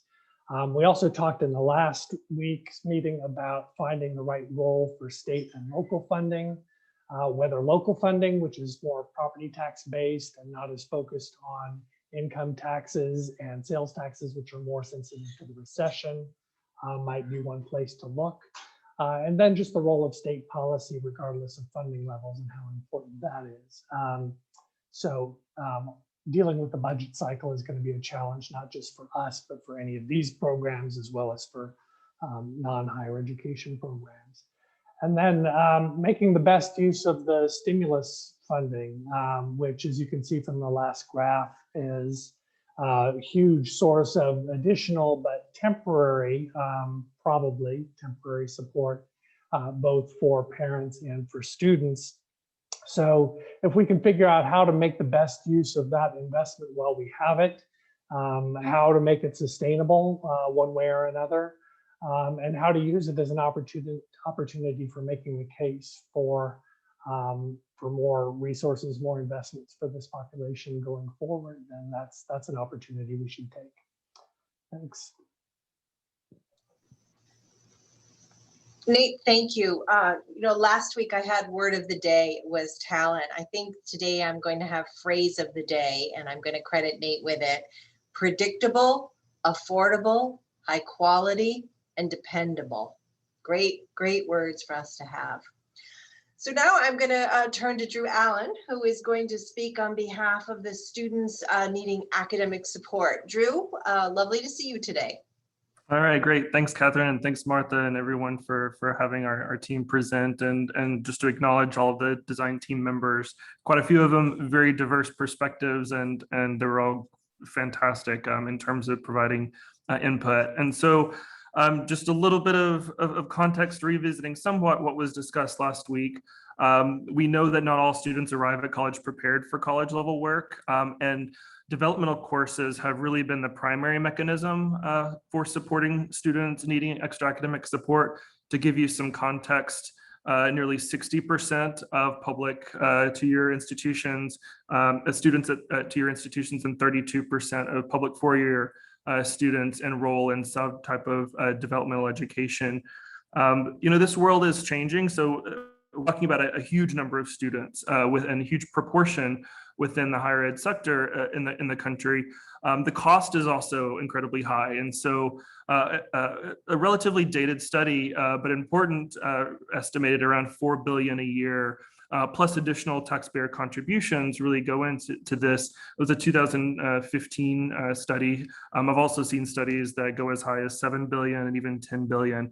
And so as we think about this population and as we relate it to costs and financing, something that was mentioned last week that I think is important for our case is funding itself is a barrier for students and could limit students' ability to move forward. And in our case, it's really a huge population, but also the structures that are currently in place and how funding attaches to those structures and how it's allocated, and what could really revisiting those structures do in terms of freeing up the ability to reallocate resources and existing funding to pay for some of these student needs.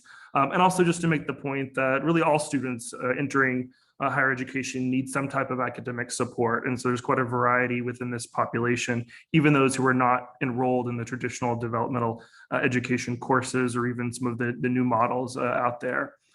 So to really summarize very quickly because of time, what was discussed in terms of our team's recommendations, we touched upon placement testing, the test that students really have to, many students have to take to determine certain remedial or developmental education requirements. We touched upon the need for really high quality orientation and access to orientation, academic support services, really comprehensive support services, as well as addressing the stigma related to needing academic support. We touched upon instructional strategies, and specifically one recommendation was the co-rec model. We looked at course pathways, really the idea that not all majors are requiring the same types of foundational reading, writing, and math courses. We touched a little bit upon professional development for instructors, as well as this idea that is kind of permeated throughout all of the presentations around collaboration and communication. So what I wanted to finally present as our Spark Talker are just some challenges and opportunities. I don't have our team, we don't have any magic solutions for funding, but we do have some unique considerations for this population that might spur some ideas. One is this population is incredibly diverse, large. If we really take the notion that all students need academic support, then if you think about specifically institutional costs, they can potentially be difficult to calculate. So just to kind of talk about some of the potential costs currently in place for DevEds, there is placement testing. And so that is a significant cost to an institution, but also to a student. There's research showing that about 60% of the cost of placement testing is borne to the institution. The other 40% is borne to the students in terms of opportunity cost and real costs for transportation and taking the test and so forth. There's also cost if you think about developing supports for students in training. And so especially as you think about training advisors and offering professional development, offering support and training for instructors in courses or other alternative pathways or reforms to really support students. Next, talking again about data systems, we've talked a lot about data, but specifically a lot of the reform efforts in this space, multiple measures, for example, really rely on new approaches to combining information about students' academic background and getting that information to the right individuals who can help guide students. That doesn't just happen. You need the technological infrastructure to make those data connections happen. And so just an investment in data systems in general.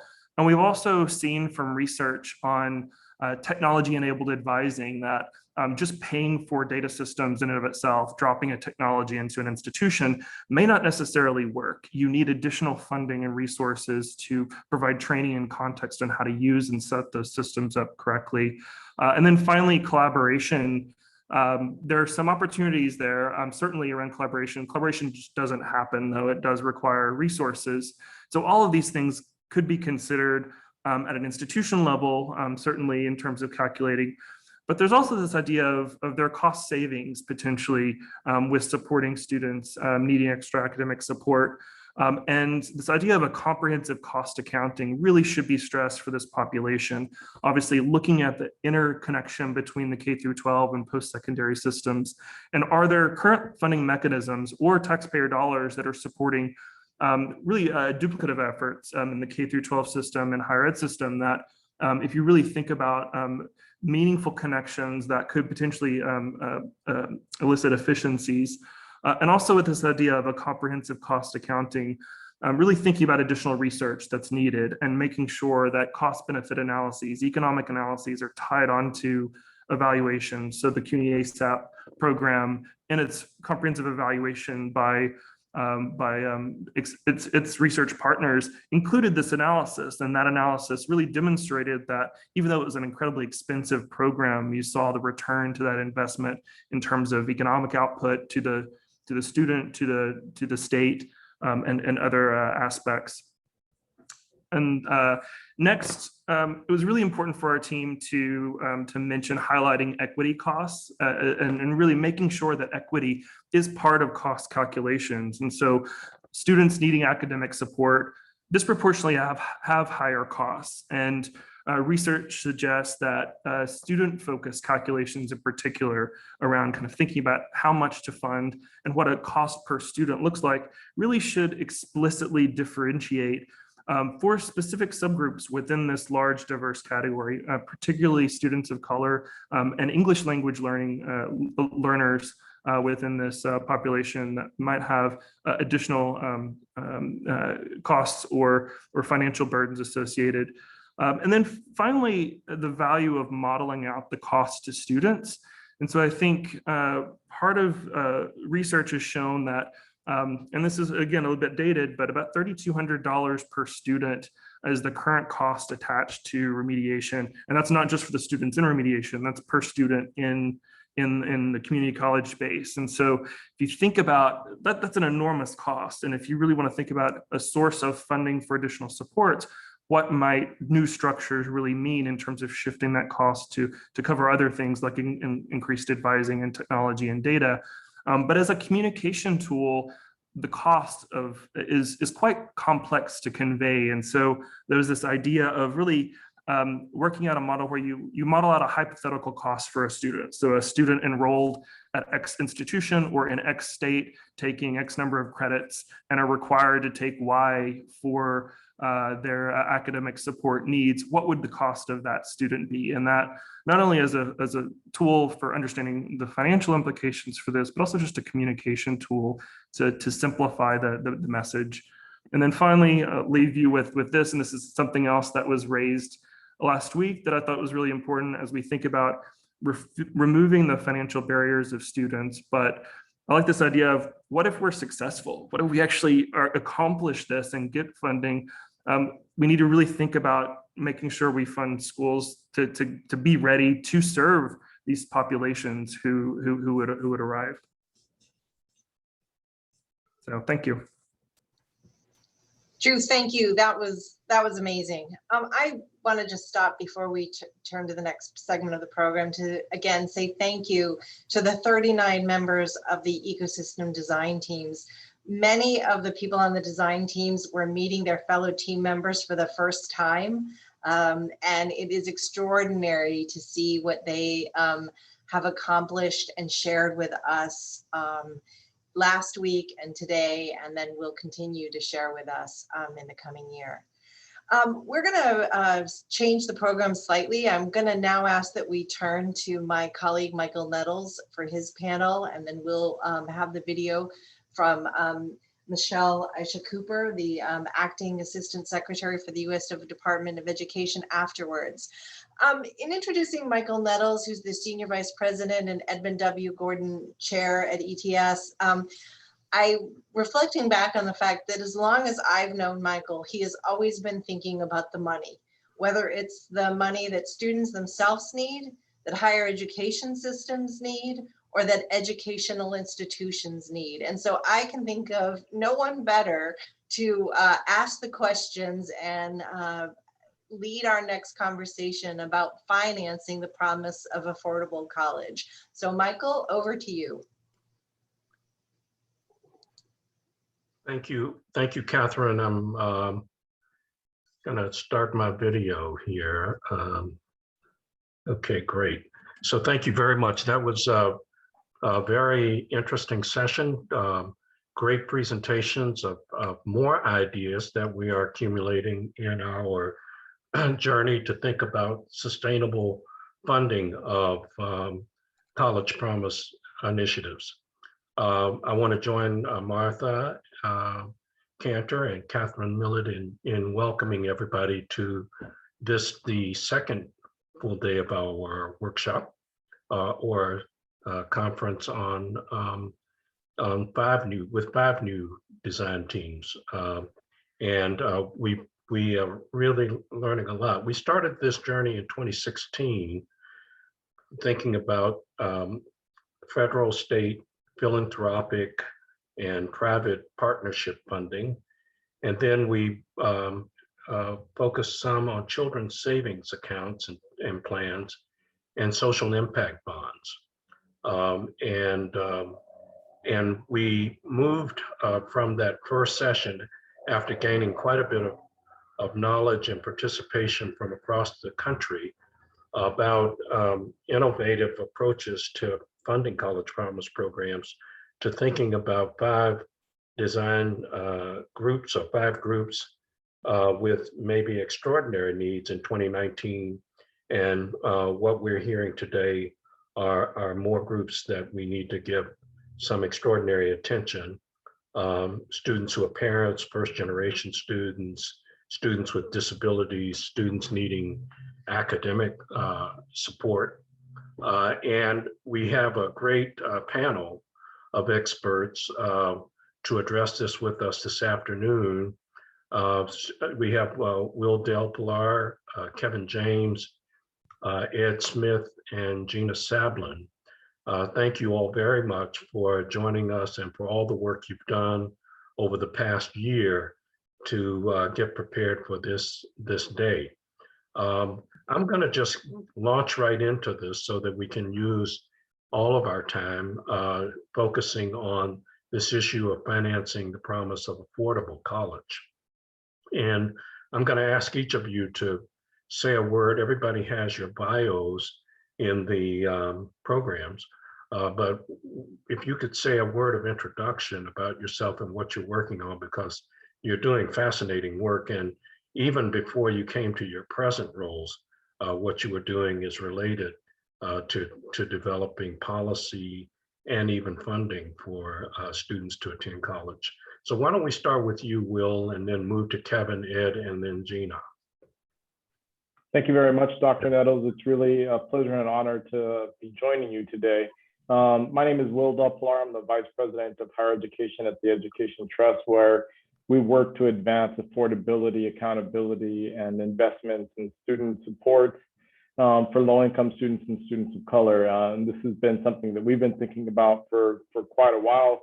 A couple of years ago, we did an analysis of statewide free college programs, and we recently updated that analysis in the last year. And so we think a lot about who is included, but also who gets left out. And I think that's what this conversation is about today, thinking about how we design these programs in a more inclusive way to ensure that population of students that need and could benefit the most from this type of policy design get the supports they need to be successful. So thanks for having us.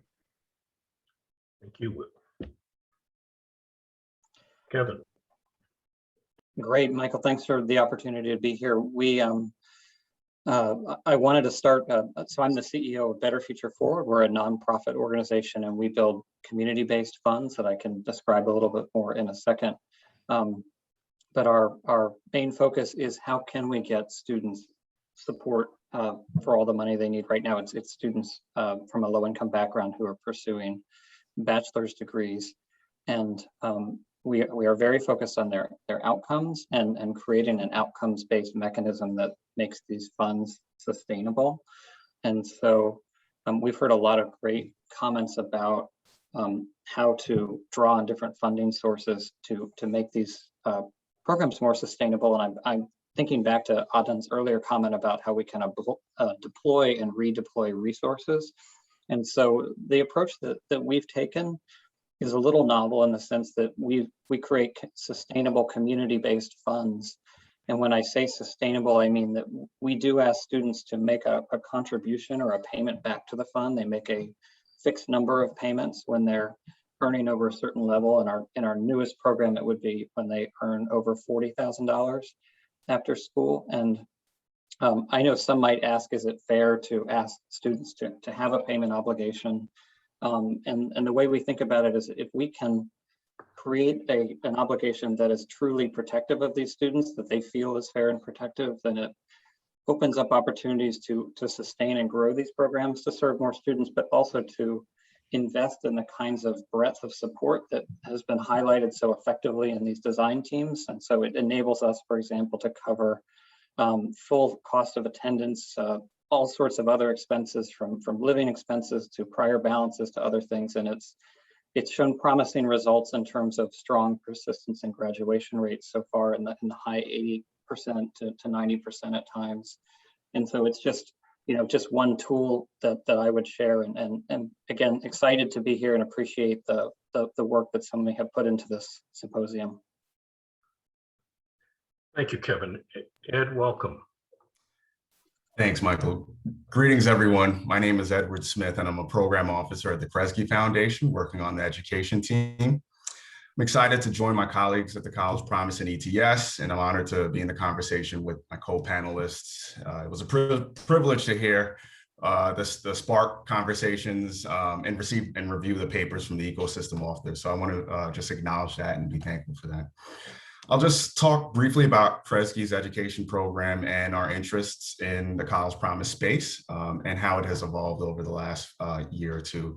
Kresge, as far as our education mission, seeks to increase education attainment for our nation's most marginalized students, and we focus on cities and a strategy employing strengthening college pathways, making sure that colleges and universities have the capacity to do this work effectively, and uniting touch points in each student's life with the activities they experience on a college campus in order to develop a robust ecosystem of social and academic support, as well as financial support. So we perform our work in those three ways and see that, the conversations we've been having here, as well as the College Promise landscape, is well aligned with some of that. Like our Carnegie and ECMC colleagues, as they mentioned earlier today, we've been increasingly interested in understanding philanthropy's role in the landscape. And conceptually, I think we're attracted to the idea of a promise and the mechanisms it might entail to promote college going from P-12 context, from the workforce, and among members of a community, city, or state who are neither in school or working. We're excited to learn more about their designs and impacts and the ability to serve all students in coordination with other place-based efforts. As I mentioned, Kresge is a city-centric community development organization. And we hope that to continue rooting them in the needs and aspirations of families, of community, and suiting them to the educational, social, and economic conditions that would enable their success and truly enable them to thrive in a post-secondary education setting.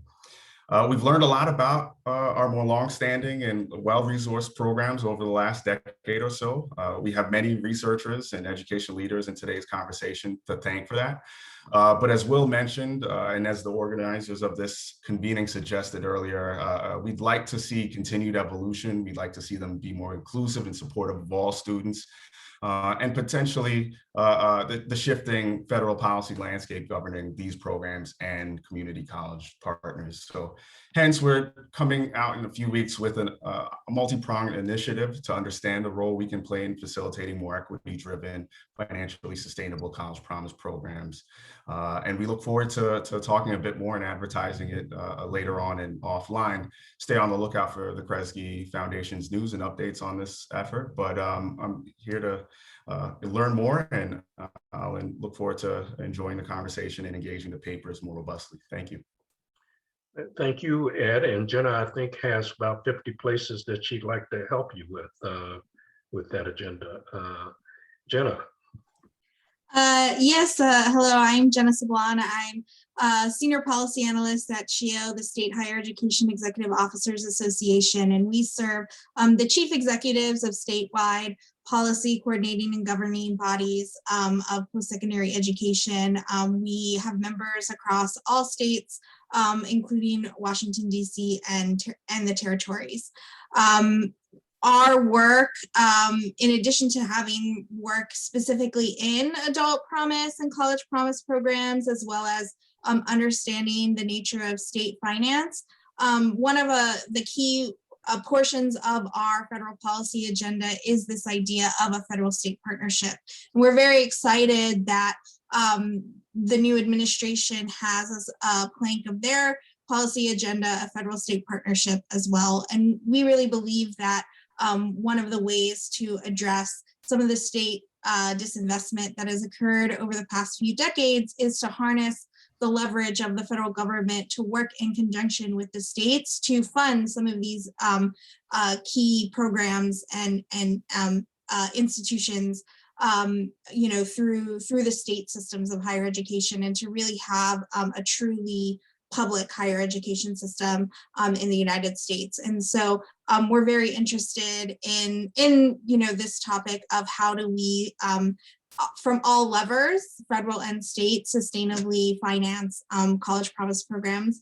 And on a personal level, I'm at SHIO, in addition to my work on student success and federal policy and racial equity. Prior to being at SHIO, I worked on Capitol Hill in the Senate Budget Committee, working on the College for All Act as an education policy fellow. So I have also a very strong personal interest in thinking through policy design and thinking through whether it's at the federal level or how that translates to state and local level, what are the most effective policy designs for free college to affect some of the outcomes that some of the previous panelists have mentioned are our key priorities. So I just want to thank College Promise campaign again for having me this year to be in conversation with everyone.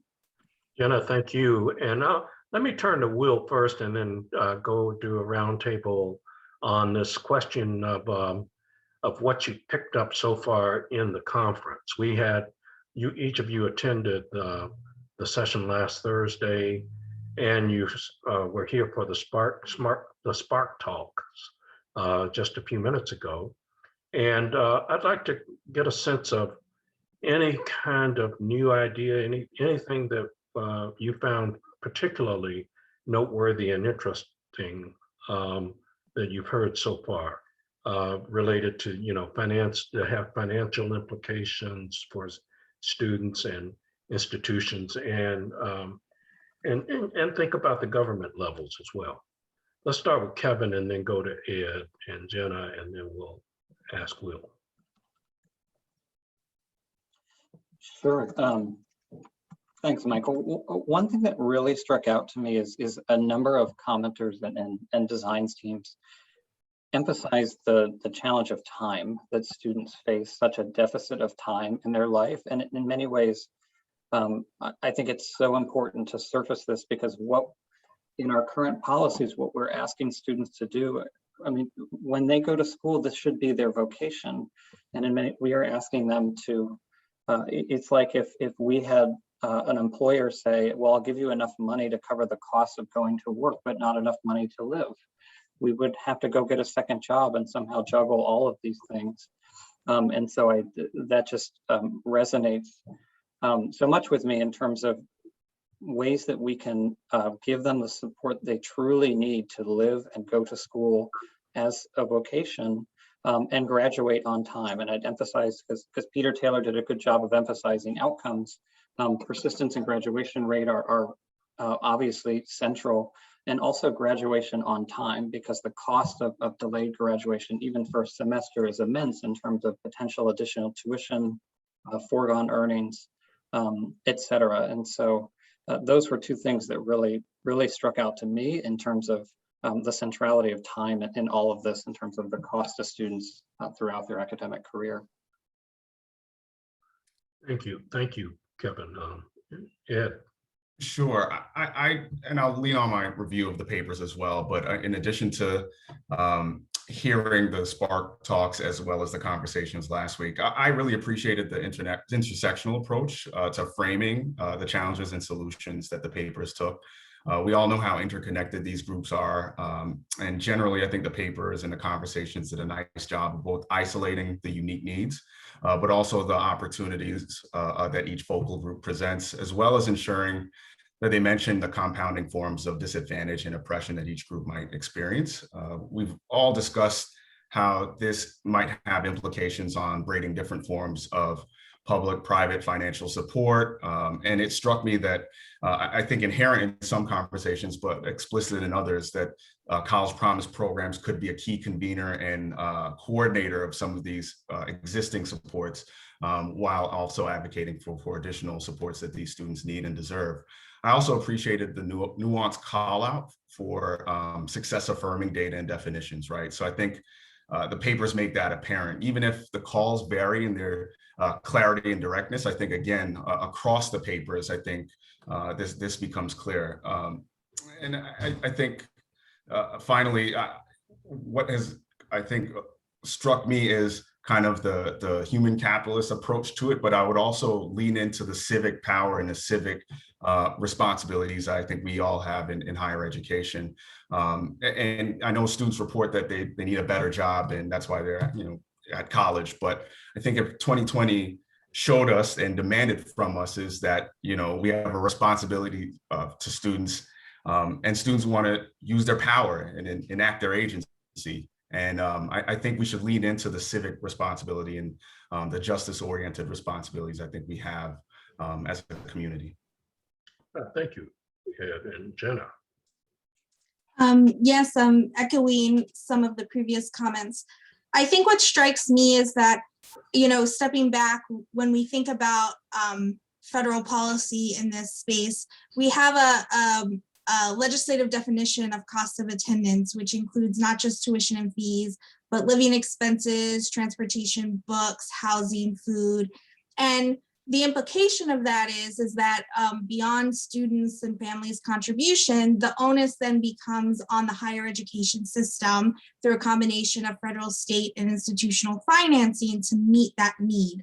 However, we know, for all the reasons that we're very well aware of, the deficits in federal and state financing that don't allow that to happen, particularly for many of the most marginalized students and the students that are in many of these design team groups.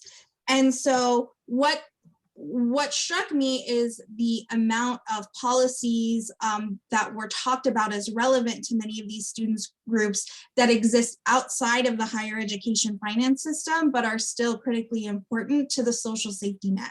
So whether that's TANF, WIOA, SNAP, Head Start, child care programs, Medicaid, Medicare, Social Security, disability. These are all, you know, we think of as social welfare programs, but it's very clear that these are higher education programs, right? That these are programs that have implications for our students. And so we have to think about how do we reconceptualize supporting students as a social safety net, and you know, also thinking about why the critical sort of cross advocacy that needs to happen with the social welfare system to increase that social safety net, to feed back into college students. That this isn't just about you know, increasing Pell. Not that there's anything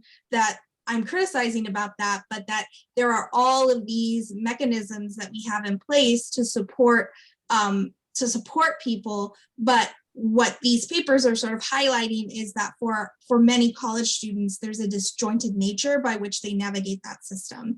And so how could a Promise program be that anchor that helps connect these disjointed parts of the social safety net of our federal social welfare system together to support those students? And that's something that really struck me, was the amount of various programs that exist there, but that aren't, they're not traditionally thought of as higher education programs or as higher education financial aid programs, but they're critically important to financing some of these areas of student need. Yeah. So Jenna, thank you for that. And be ready, because I'm going to come back to you on that point with what I think is a tough question. Will, could you tell us what you picked up last Thursday and today? I'll just say, I think Jenna's absolutely right in terms of how she is thinking about this in terms of federal policy. We often try to address food insecurity, housing insecurity, mental health and wellness, affordability, student debt, all as single issues, instead of thinking comprehensively about the solutions that we need to really address affordability and who is left out of higher education.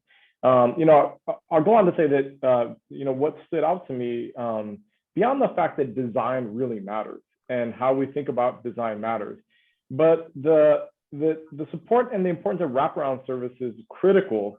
You know, we had 5 very different papers, and each of those papers talked about different supports that were necessary for those different student populations. And so from a policy perspective, as I think about it, there's an importance of addressing affordability in terms of tuition and fees, but it also is very, very clear to me from these conversations that there is some need for flexibility at the state and institution level to design those wraparound support services for the student populations those institutions serve. And so and sometimes that's, you know, it's tough to do in the policy space. You think about what's the solution, universal solution for everyone. And we know that if we do not think about the specific needs of student populations, those students get left out over and over and over again. And so, you know, I was struck around, one, the needs and kind of universality around the need for support services and these wraparound services. But the other thing I was struck by is that they were different for different student populations. And so that requires some flexibility when we think about how we're thinking about funding wraparound services and student supports. Yeah. Oh, wow. Thank you. Thank you, Will. So Jenna and Will, you're inside the Beltway, and Ed and Kevin are outside the Beltway. We might have 2 different perspectives, maybe even 4 on this next question, because, and let me start with you, Jenna, because you've made the point that it takes more than just tuition and books for all these population groups, especially the ones that we're focusing on in 2019 and now. In our meeting in 2019, Senator Coons came and spoke, and he and Marco Rubio had a bill. You might have been working on it at the time. And I think, you know, when you hear utterances from Washington about cost, you hear policymakers acknowledge that it takes more for special population groups than tuition and books and, you know, whatever other sources of funding that they're providing. And now you're working with 50 policymakers and you've got different kinds of state policies. What is so difficult about funding these additional costs beyond tuition? What can we do to change that? I think it's kind of building off what Will was talking about around the concept of wraparound services, right? So we're talking about things that exist outside and above and beyond higher education, but then have a unique difficulty for how college students access and navigate that, right? That when you're in college and you sort of have the demands of being enrolled in school while either being a full-time student or working, or being a full or part-time student and full or part-time working, or being a parent, or being, as all of these issue groups kind of highlight. But housing is an issue that exists in this country above and beyond whether you're enrolled in college or not. Food insecurity, healthcare, mental health care. So, I think that's part of the challenge, is that when you define cost of attendance as, well, this is what higher education has to cover for when students can't afford it, we're putting the onus on the higher education system. But we're talking about things that are really about, as Will talked about, wraparound services that are really about a social safety net. And so that becomes, why the financing becomes much more comprehensive than merely just perhaps just increasing, modest increases in the Pell Grant year to year, because that might not do it. That might not do it when students need significant support for housing, or students need significant support for food, or they need significant support to access healthcare and the like. And so that's kind of how I think about where we've gotten in the 21st century around thinking about these things. For the government portion of this, Will, it sounds like we need, if I'm hearing Jenna correctly, we need to figure out how to bring the different parts of the government together to ensure that students are getting these wraparound services. So is anybody trying to connect the U.S. Department of Education and Health and Human Services at the national level, or at the state level, the same thing? Are you aware of any kind of action to bring this total ecosystem of funding together? I mean, I think there are people who are thinking about it, but it's just very challenging to do when, we can't even agree to share data across, federal departments. And then how are we going to get to a point where we begin to truly examine cross-sector solutions? But I want to go back to something that I think Jenna said that is really important. And, we need to move beyond the cost of thinking about college as just tuition and fees. And in my opinion, this is the problem we have. The problem we have is that policymakers approach affordability from their educational perspective. I worked in the summer and paid my way through college. Why can't students do that?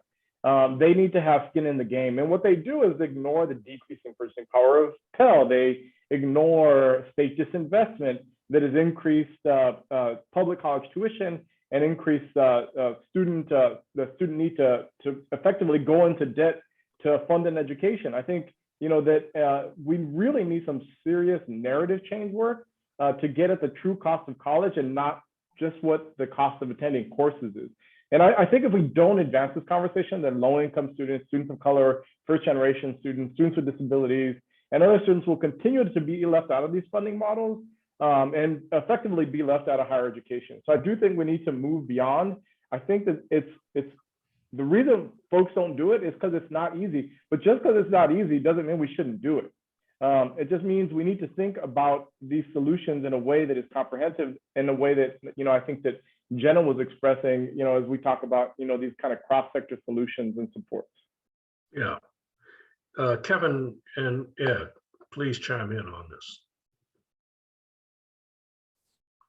You're muted, Kevin.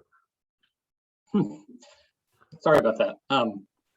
I was going to echo everything Jenna and Will said and only add to Will's comments. I think I I agree from my experience as well. Policymakers really do see this from their own experience. And I think the example he cites of some thinking back to how they were able to pay for school, just by working in the summer, that makes complete, that's been my observation as well. And I also only wanted to add, I think broadening the definition of education from, what they think of as the traditional college experience to the types of supports that we've been talking about here is also important, so that they're understanding that it's not just about funding the education, it's about funding an array of services that are essential for students to be successful in this pathway. Yeah, I would wholeheartedly agree with the sentiments Jenna, Will, and Kevin provided. I think we also have to admit that in some way or form, as a society, we subsidize the non-tuition costs of more wealthier or affluent students at wealthier institutions, right? Generally speaking. So if we are to look across the supports that a number of these papers are advocating for example, transit supports, right? And I have commissioned a number of studies and projects looking at implementing transit supports for students with low income, right? And you would find on a number of campuses that those activities and those resources are in some way subsidized by costs and money that is not out of pocket, right? Or if you were to look at information technology or broadband connection, things that I think we're increasingly so looking at necessities for success in college, but are not currently included when we think about cost of attendance. You would see that wealthy campuses subsidize these things for their students in many different ways. So I think we also have to acknowledge that it's hypocritical to talk about how much these supports might cost. For example, students with disabilities, first generation students with low income, and not talk about how we already as a society might do this at some campuses, but not others. I think Will's right about the narrative change. And then I also just think that for Promise programs, particularly since we're talking about those, the more we can do to just kind of recognize the lived experiences and, to others' points, the multifaceted, multidimensional lives that students lead, and that we're not living, none of us live single issue lives. But grow our supports and evolve our supports to align with that reality. I think we move forward in recognizing universally that that's where we need to be as a field and as supporting actors to students, right? I think the work happens every day and we grow, right? I don't think we remain static and say that, our designs, for example, last dollar or whatever you might want to call it, matches tuition and fees, right? We can grow from that and untangle, let's say, the financial and political knots that keep us in that thinking. So I would suggest that we continue to grow and evolve from that space as well. Yeah, thank you. So Kevin, I'm often appreciative of your contribution to us thinking through some of the models over the past several years. And I particularly remember your income share agreement work and how it was one of the star models of our first convening. If you were to think about these population groups, or I should say, as you have been thinking about these population groups that we're featuring now, students who are parents, first generation students, students with disabilities, academic support, students who are in need of academic support. Are there particular models that you either know about or would like to invent for any of these population groups? You can pick one or two, but focus in on what you think would represent something that needs to be designed or that we have that needs to be applied in state policy or national policy to support these students. I'll ask you first, Kevin, and then move to others.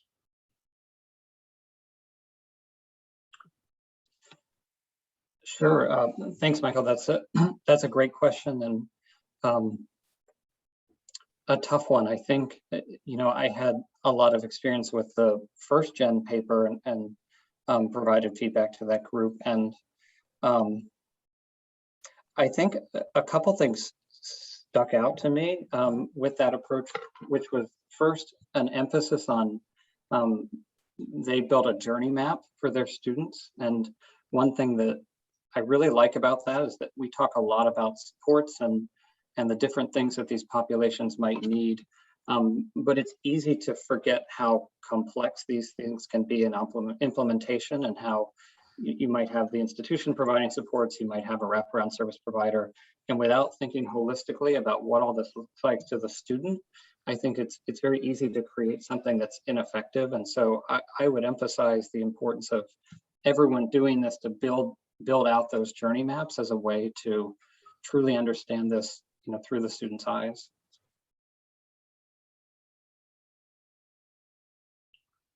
So anybody else want to take us, into adventure about approaches that might work particularly for any of these population groups?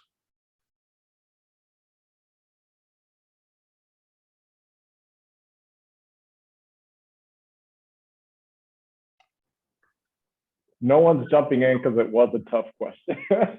So I'll say first quickly, if I think really, if I'm sitting here really trying to think about who is doing this really well, and I really struggle to identify anyone who has a model built out that is really comprehensive. I think Washington State and Hawaii have pretty good models around what they do in terms of their statewide free college programs to try and really, especially for the lowest income students, provide the supports. But when we think about the necessary supports, for example, around student parents or formerly incarcerated students, then I don't think that we have really solved we haven't solved the puzzle. And so I do think it becomes very challenging to think about, what are the models that are necessary. And so I think, if I'm thinking about what are the federal solutions, I think a statewide, a federal state partnership is necessary to fund at least the tuition and fees portion. And then, I think something like, the Biden administration has offered in their most recent budget proposal of $62 billion of support that requires some level of, evidence-based practice, I think would be a very, very good start to begin to get us to a place where we have funding for the tuition part, and then some dollars that provide flexibility around the support part. And so I think that there is a framework there, and I'm sure Jenna has worked on this probably a bit more than I have. I've read lots of the proposals, but I think that begins to establish a framework and a financing model that is more sustainable long term and provides resources not only for the tuition and fees part of it, but for the necessary supports and some of the wraparound stuff that we're talking about. It doesn't solve some of these other challenges that we see, for example, like we saw during CARES Act and some of the other the subsequent bills that we saw where they provided pandemic EBT for college students. Like that to me is a long-term solution. That's something that we should be thinking about and trying to get done.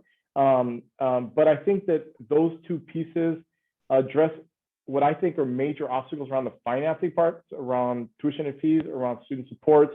But I do think we would still have some other work to do here to try and get to all of the things: mental health and wellness, housing security, some of the other things that we're talking about here. Yeah, I mean, as Will was saying, I mean, I'll never give up an opportunity to point to federal state partnership as the avenue. And so, I think, and so I don't have much to add to how Will was articulating it, but I will add on the kind of the state side things, when we were talking about kind of state policy design and state finance, is one of the arguments you hear as to why states have some of these, I think what Will was getting at, some of these more problematic models is because of cost limitations. So we have to do it last dollar, and we have to limit it to high school graduates, and we have to limit it to students who go full time. We can't, do it for part-time students or returning adults or those sorts of things. And I think that, what these papers, if where College Promise Campaign can take these papers is to provide that menu of options for states to show, okay, we hear you that you have a limited budget, but that doesn't mean that you don't have a menu of options of policy designs that you can select that move your state policy, even in the absence of a federal state partnership that would really elevate it. In the absence of that, that would really advance some goals for some critical student populations. And so, you know, we know that you know, this design or that design is probably going to advance equity a little bit more than, you know, A or B design. And that's where I think these papers can really speak to that, you know, we can move away from, well, we can't do things because we have limited budget, and instead reframe the question to, well, what is the best thing to do in the context of the budget that we have? Yeah. So, so thank you, Jenna. Ed, if you want to chime in, that's fine. Otherwise, I'll move on. And I want to encourage people to use the chat. I've got a few more questions. And you know, one of the things that I've been considering as a cross-sector, cross-population, intersection, thing, when you think of intersectionality, or even across these groups that we're focusing on now, you know, the first gen, the first students with disabilities and parents and students with academic needs. I go to the tried and true method of loan forgiveness because I've been concerned about the, you know, growing accumulation of debt that students are taking on to attend and try to complete college. And when I think of these population groups, the debt is often not directly for tuition. It's for the other kind of cost of living expenses. And I wonder if you all have given any thought to, you know, debt relief or service payback provisions for these population groups in particular. And, you know, if you haven't, that's fine, but does that represent, what do you see as a problem with that approach? In other words, using debt as an instrument to encourage and promote with the understanding that it would be forgiven, you know, for some kind of payback. Michael, I'll jump in to say, I think that our debt-based approach of the last half century has been tragically flawed and you know, contributed to misery for millions of people. That doesn't mean, I think that there can be a role for creating tools where students can have some kind of obligation. I just think we should have, you know, with the hindsight of 50 years, we should always make sure that these things are ensure that students have a manageable obligation. And what I would say is that they need to be time limited. They essentially need to have relief built in, regardless of what happens, that the student shouldn't have an obligation that goes past a certain time. And I think the fact that these systems do not have that outside of the income-driven repayment programs, which are critically important, but still have a lot of ways to go in terms of their design, leads to where we are now. So I think fundamentally we should have a system where essentially that kind of relief is built into its DNA to the degree that students have to incur any kind of financial obligation. And that's just not the case with our current system. You know, I disagree a little bit with Kevin. You know, I do think that when we expect some students to have some type of obligation, overwhelmingly that's low-income students and students of color, and then we build a system that continues to, you know, to repeat the historical inequities in the United States. And so when we know that Black students borrow more, we know that Black students default at higher rates. And so if we know that they borrow more because of wealth gap issues that are built on systemic racism and systemic inequalities in this country, to expect some students to have a burden and others when other students won't because of these systemic inequalities. And I think we built a system, we continue to promote a system that basically repeats inequality.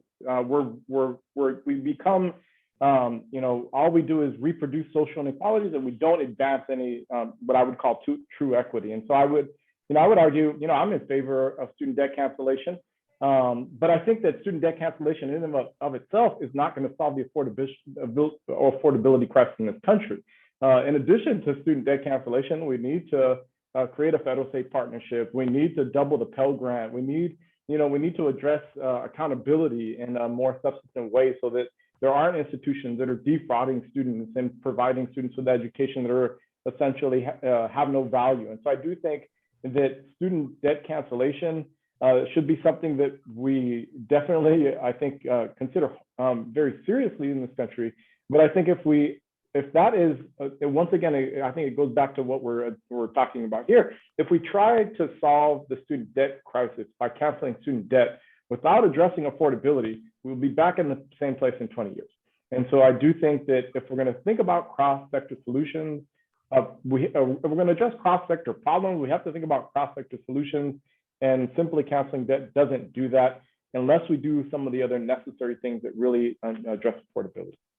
Very interesting. So then the rationale for debt cancellation would simply be the investment that we're making into the society and the economy, period, right? Regardless, because we've contributed to gainful contributions by people.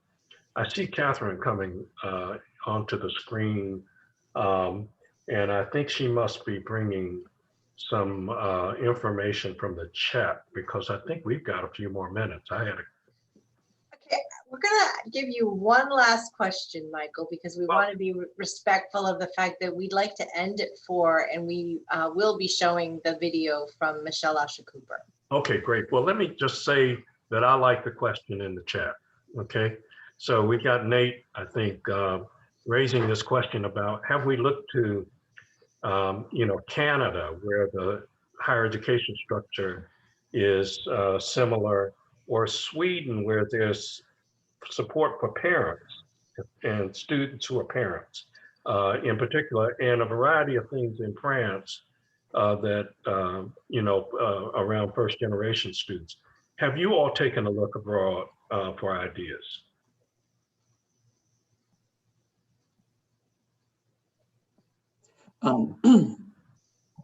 Michael, I'll jump in just to mention, I think I just wanted to combine this with a response to Will's comment, because I think Will makes points that I agree with, which is that when you asked about finance tools, I wholeheartedly agree with Will's comments that we want a system that is fundamentally equitable, which means making public investments to address the inequities that students face. The one point I wanted to sort of clarify was that I think in a world where students have any kind of out-of-pocket costs, we need equitably designed tools to help them meet those costs, because without those tools, then we get continued inequities, which is what we see in the current system today. And I'll reference some of the systems abroad in terms of Australia, New Zealand, the UK, that have built specifically designed income contingent financing systems that have expanded equitable access to their systems in a way that's protective of students. And so it's sort of referencing some of those international experiences. I am not equipped to talk about the international experiences, but one thing that I think is interesting is in the Q&A, there was a comment about the UC system being tuition free in the 1970s. And so it's interesting that it's like, well, what are some examples from other countries? Well, we have examples in this country, but it was just, 60, 70 years ago. So, I think that that's another thing to keep in mind. And then I also just wanted to have a concluding thought to bring in something that Michael, you had said very briefly, which is the idea of the benefits. And I always like to talk about that because we talk a lot about cost. And it's really important that whenever we talk about cost, we always talk about the benefits that, in my previous life at Georgetown Center on Education and the Workforce, when we looked at the costs of free college programs, we also know that these are not just spending money, it's investing money. And these do produce both financial monetary benefits and non-monetary benefits to society. So, I think that that's always just important to keep in mind whenever we're having discussions about costs.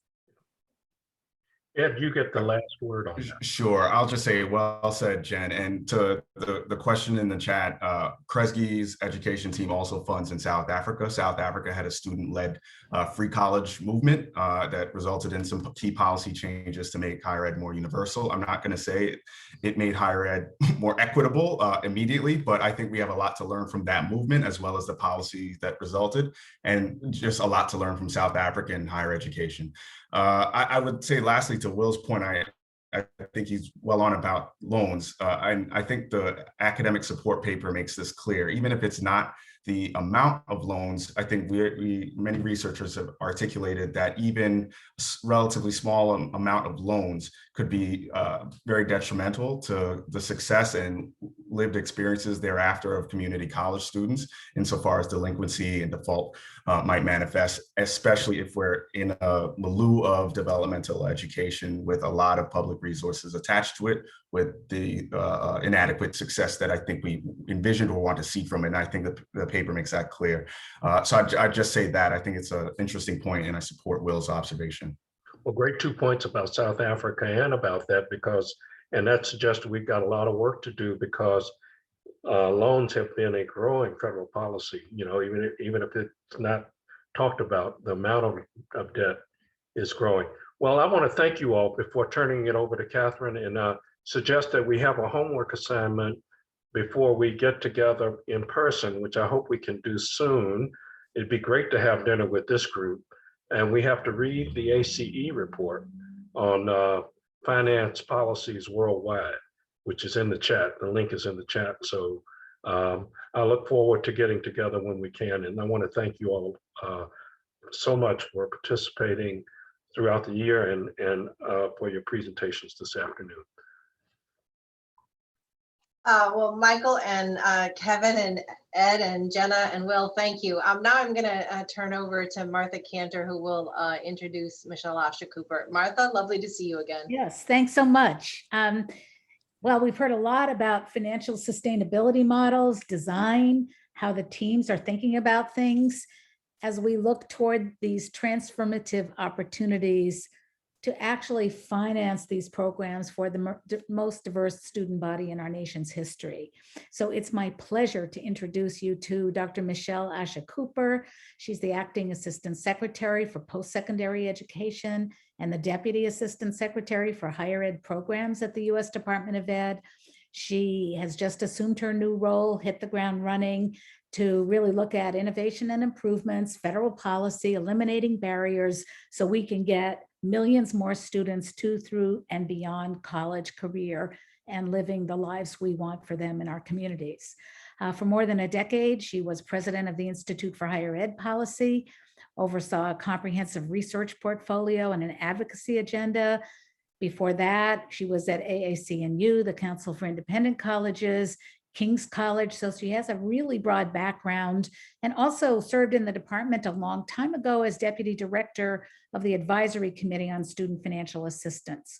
So given the time, we're going to go right to her video. Dr. Cooper is widely respected. She's a trusted champion for equity, for diversity, for justice, and as important, systems change toward those ends. So we're thrilled she could join us this afternoon. Michelle. Good afternoon. It is good to be with you, albeit virtually.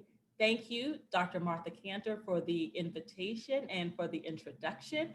I truly appreciate you, Martha, and I highly respect and admire your leadership. And it is a pleasure to have you as a partner in our efforts to create a more accessible, equitable, and affordable post-secondary system. Now, if you think about the last year, lots of things have happened in all of our lives over the last year. It has certainly been one for me that has been focused on transition and transformation. And I suspect that it probably has been for you too. And just like my life and your life have been transformed, so have our students. If this pandemic has shown us one thing, it has shown us that our students are resilient and can adapt rapidly to ever evolving circumstances, and so can our institutions. The Biden-Harris administration is also all about transformation. A key part of this transformation agenda includes our post-secondary education system. We are committed to building back better for all Americans. And to get there, we will need the talent and skills of each and every student. To ensure that our students get a high quality education and a degree of value, we will need you, college leaders and college practitioners. To kick off this conversation, I want to focus on 4 priorities that I think dovetails nicely with your work. And those are the priorities of the Biden-Harris administration. The first priority is all about recovery. President Biden signed the American Rescue Plan, which is a $40 billion investment in higher education. The American Rescue Plan is one of the largest single investments ever made in institutional and student grants into our nation's most under-resourced institutions. It more than doubles the first 2 COVID recovery packages combined. In total, the 3 stimulus packages, CARES, which was the first, SRSA, which was the second, and now the American Rescue Plan, total more than $75 billion. These funds are designed to help higher education emerge from the pandemic stronger than we went in. And it is important to say that we shouldn't strive to make things just like they used to be. After all, things weren't all that great before the pandemic, at least not for some students. We all know that for years, maybe probably decades, there have been disparate outcomes that make it abundantly clear that our higher education system works for some and doesn't work all that well for others. Emerging stronger from the pandemic means that we don't carry those bad practices and bad ideologies into our future. It is time to hit the reset button. It is time to build back better. The second essential component of the president's agenda is college affordability. College affordability is a systemic problem that must be addressed comprehensively. That's why President Biden has announced support for a groundbreaking free community college programs, which is where the lessons from your work and the work that you're doing with your students, your design teams, the practitioners, the policymakers, and the policy shapers are so very important to us right now. We welcome and encourage your feedback and your insights. President Biden is also working toward doubling the Pell Grant. And you know, just like I know, that millions of Americans rely on the Pell Grant to afford higher education each and every year.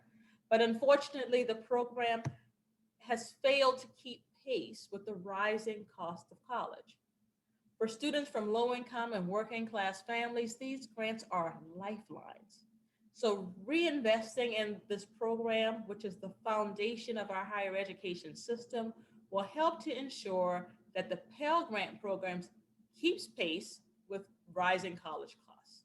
And to ensure that the Pell Grants can actually retain its purchasing power, we will need college leaders to ensure that we can keep costs at a minimum so that we can offer strong financial support to all of our students.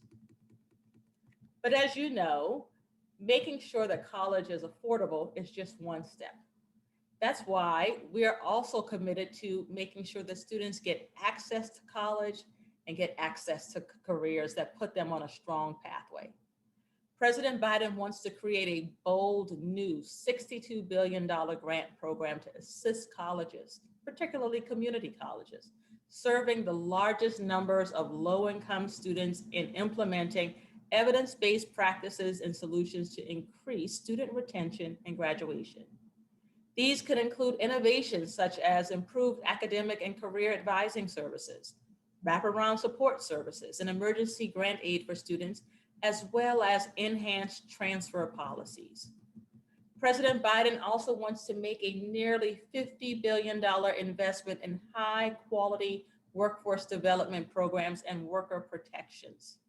These funds will help to create and support partnerships between community colleges, four-year institutions, businesses, apprenticeship providers, and others who are invested in ensuring that we can identify high in-demand knowledge and skills that will help to modernize our training programs. Getting students to and through college and into the workforce with high quality degrees and credentials is one of this administration's top priorities, and it is an essential component of our transformation agenda.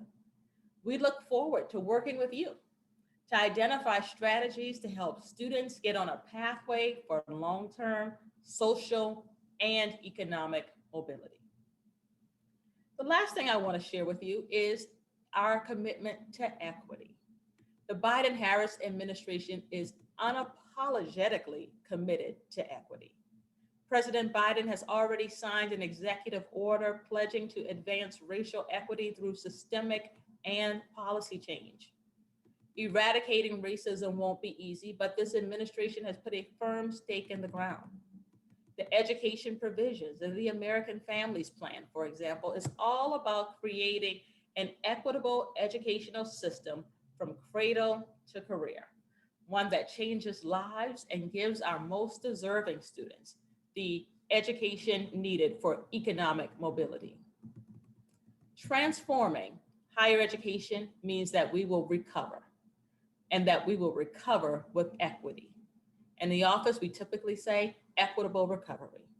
This means that we will identify and address the underlying systemic barriers, those policies and practices that are drivers of inequitable outcomes, and have created a system of haves and have-nots right on our college campuses, but also ones that ripple over into a system of haves and have-nots into our workforce and into our broader society. I am sure that each of you who are here today really do share my belief that every student, regardless of circumstance, should have access to a high quality and affordable education, one that centers equity and creates value for our students as they pursue this path toward a fulfilled life, one that provides them with social and economic mobility. I look forward to learning more about the work that you are doing in your local communities and in your states. I look forward to the strategies that you will undertake, and I really do hope that you can support our efforts towards the equitable recovery of higher education and uplifting and supporting our most deserving students. Thank you so much. Thank you, Michelle. That was really a wonderful way to come to a close at this conference. I'm going to make a few comments, turn it back to Catherine, and then Michael will help us close out. And I think on behalf of all of us, we're thrilled to have this level of content to take back, work with the design teams, and now finish off the papers so that they can be shared widely with future webinars and conferences to follow. So with that, just a couple of takeaways, and then I'll turn this over to Catherine. This conference is about financial sustainability for College Promise programs. They use the word anchor centers. Sometimes colleges might be an anchor institution, but I love the word anchoring community in the kinds of financing strategies that can be employed going forward. We heard about opt out, not opt in for students. Make this something simple that students can do. There's just too much complexity. I think the other day we heard a student say, I didn't know what a bursar office was, but if somebody said where I can pay my bills, I know what that is. Another point, braiding the federal funding streams with other public and private funding at the local, regional, and state level. Cost savings and comprehensive accounting. You heard from Nate today about that. The equity costs, practically every panel, every speaker has talked about the equity imperative, the equity mindset. We need that desperately in how we think about the full cost of college, not just pieces of it. Important to illustrate the per student costs. And so when I step away from it all, I think about, how can Promise programs connect these disparate, often seeming like siloed resources to the student and the funding streams behind them, so students can have a streamlined experience that is very high quality in the best institution that fits their needs for affordability and quality, and so that they will complete. Design really matters. Everyone said this. And so I think the challenge going forward, and I'm going to turn this back over to Catherine, what are, from all these conversations in the last couple of days, the most effective financing designs and policy and program designs, and how do they all fit together to maximize the investments that we need to make? I think Ed Smith said it well, the intersectional approach, what is unique to these individual students and what can we say as a country they have in common for the opportunities that they need, so that students that we've seen in the 5 design teams who have more than the compounding challenges, I think Ed Smith talked about this, can really get the education they need, get a good job that they want, and be successful overall in their communities. So with that, Catherine, I'll turn this back to you. We have 5 minutes left. We're going to end on time. Thank you so much. Thank you, Martha, very much. So the work for us at ETS and College Promise continues. I'd like to talk now about some of the ways that we want to stay connected with you. So we will be thinking for this 5 teams from 2021 about webinars to showcase the work that they've done. In-person events, we're even thinking about those now that the tide is turning. We will be doing a forthcoming report on the 5 papers you heard today and last week, and also incorporating a lot of the conversation with a panelist. There will be policy briefs, and we will continue to be on social media. The other thing that College Promise and ETS will be doing is we will be thinking about the collection of the 10 student populations and how we can leverage all of the knowledge we have gained. And we will be seeking some of your input probably on this as we continue, but we want to stay connected with you. We have been on this journey since 2016, and we do not see ourselves stopping. So with that, I will now turn over to Michael Nettles to close us out. Thank you, Michael. And thank you, Catherine. Thank you, and thank you, and thank you, and thank you, Catherine. And for all that you've done on behalf of our team to lead us in this endeavor for the past year, and with these 5 design teams. It's remarkable what you all have accomplished with the College Promise collaboration. Martha's team, Martha, we can't thank you enough, and all of the College Promise programs across the country. One of the things that they have done, in addition to supporting students and finding different ways and new ways to innovatively support students going to college and completing college, is that they give us opportunities to be innovative and to think creatively about new ways. We've been doing that for years with federal policy and with state government policy, but these are very often smaller units to think about and newer units to think about with and how to be innovative. And I think that's the spirit of what we've been trying to do in this effort on sustainability. You can see the faces of the 2 teams or the 1 team from 2 organizations. We actually do work well together and we enjoy it. It's fun, it's important work, but we really enjoy it. And so I want to thank our colleagues at ETS. And here you can see we're not just ETS on the top or ETS on the bottom, we're College Promise on the top and on the bottom in ETS. So we're sort of an intersectional group of people, or an integrated group with our two organizations. And we have much work to do. Want to thank the people who came last Thursday and today for participating. And we look forward to hearing from you after this formal convening. In many ways, this is a spark toward the activities that we will be engaging in the time ahead.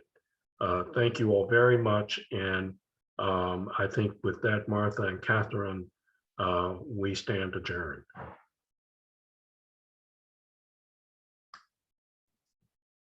Thank you.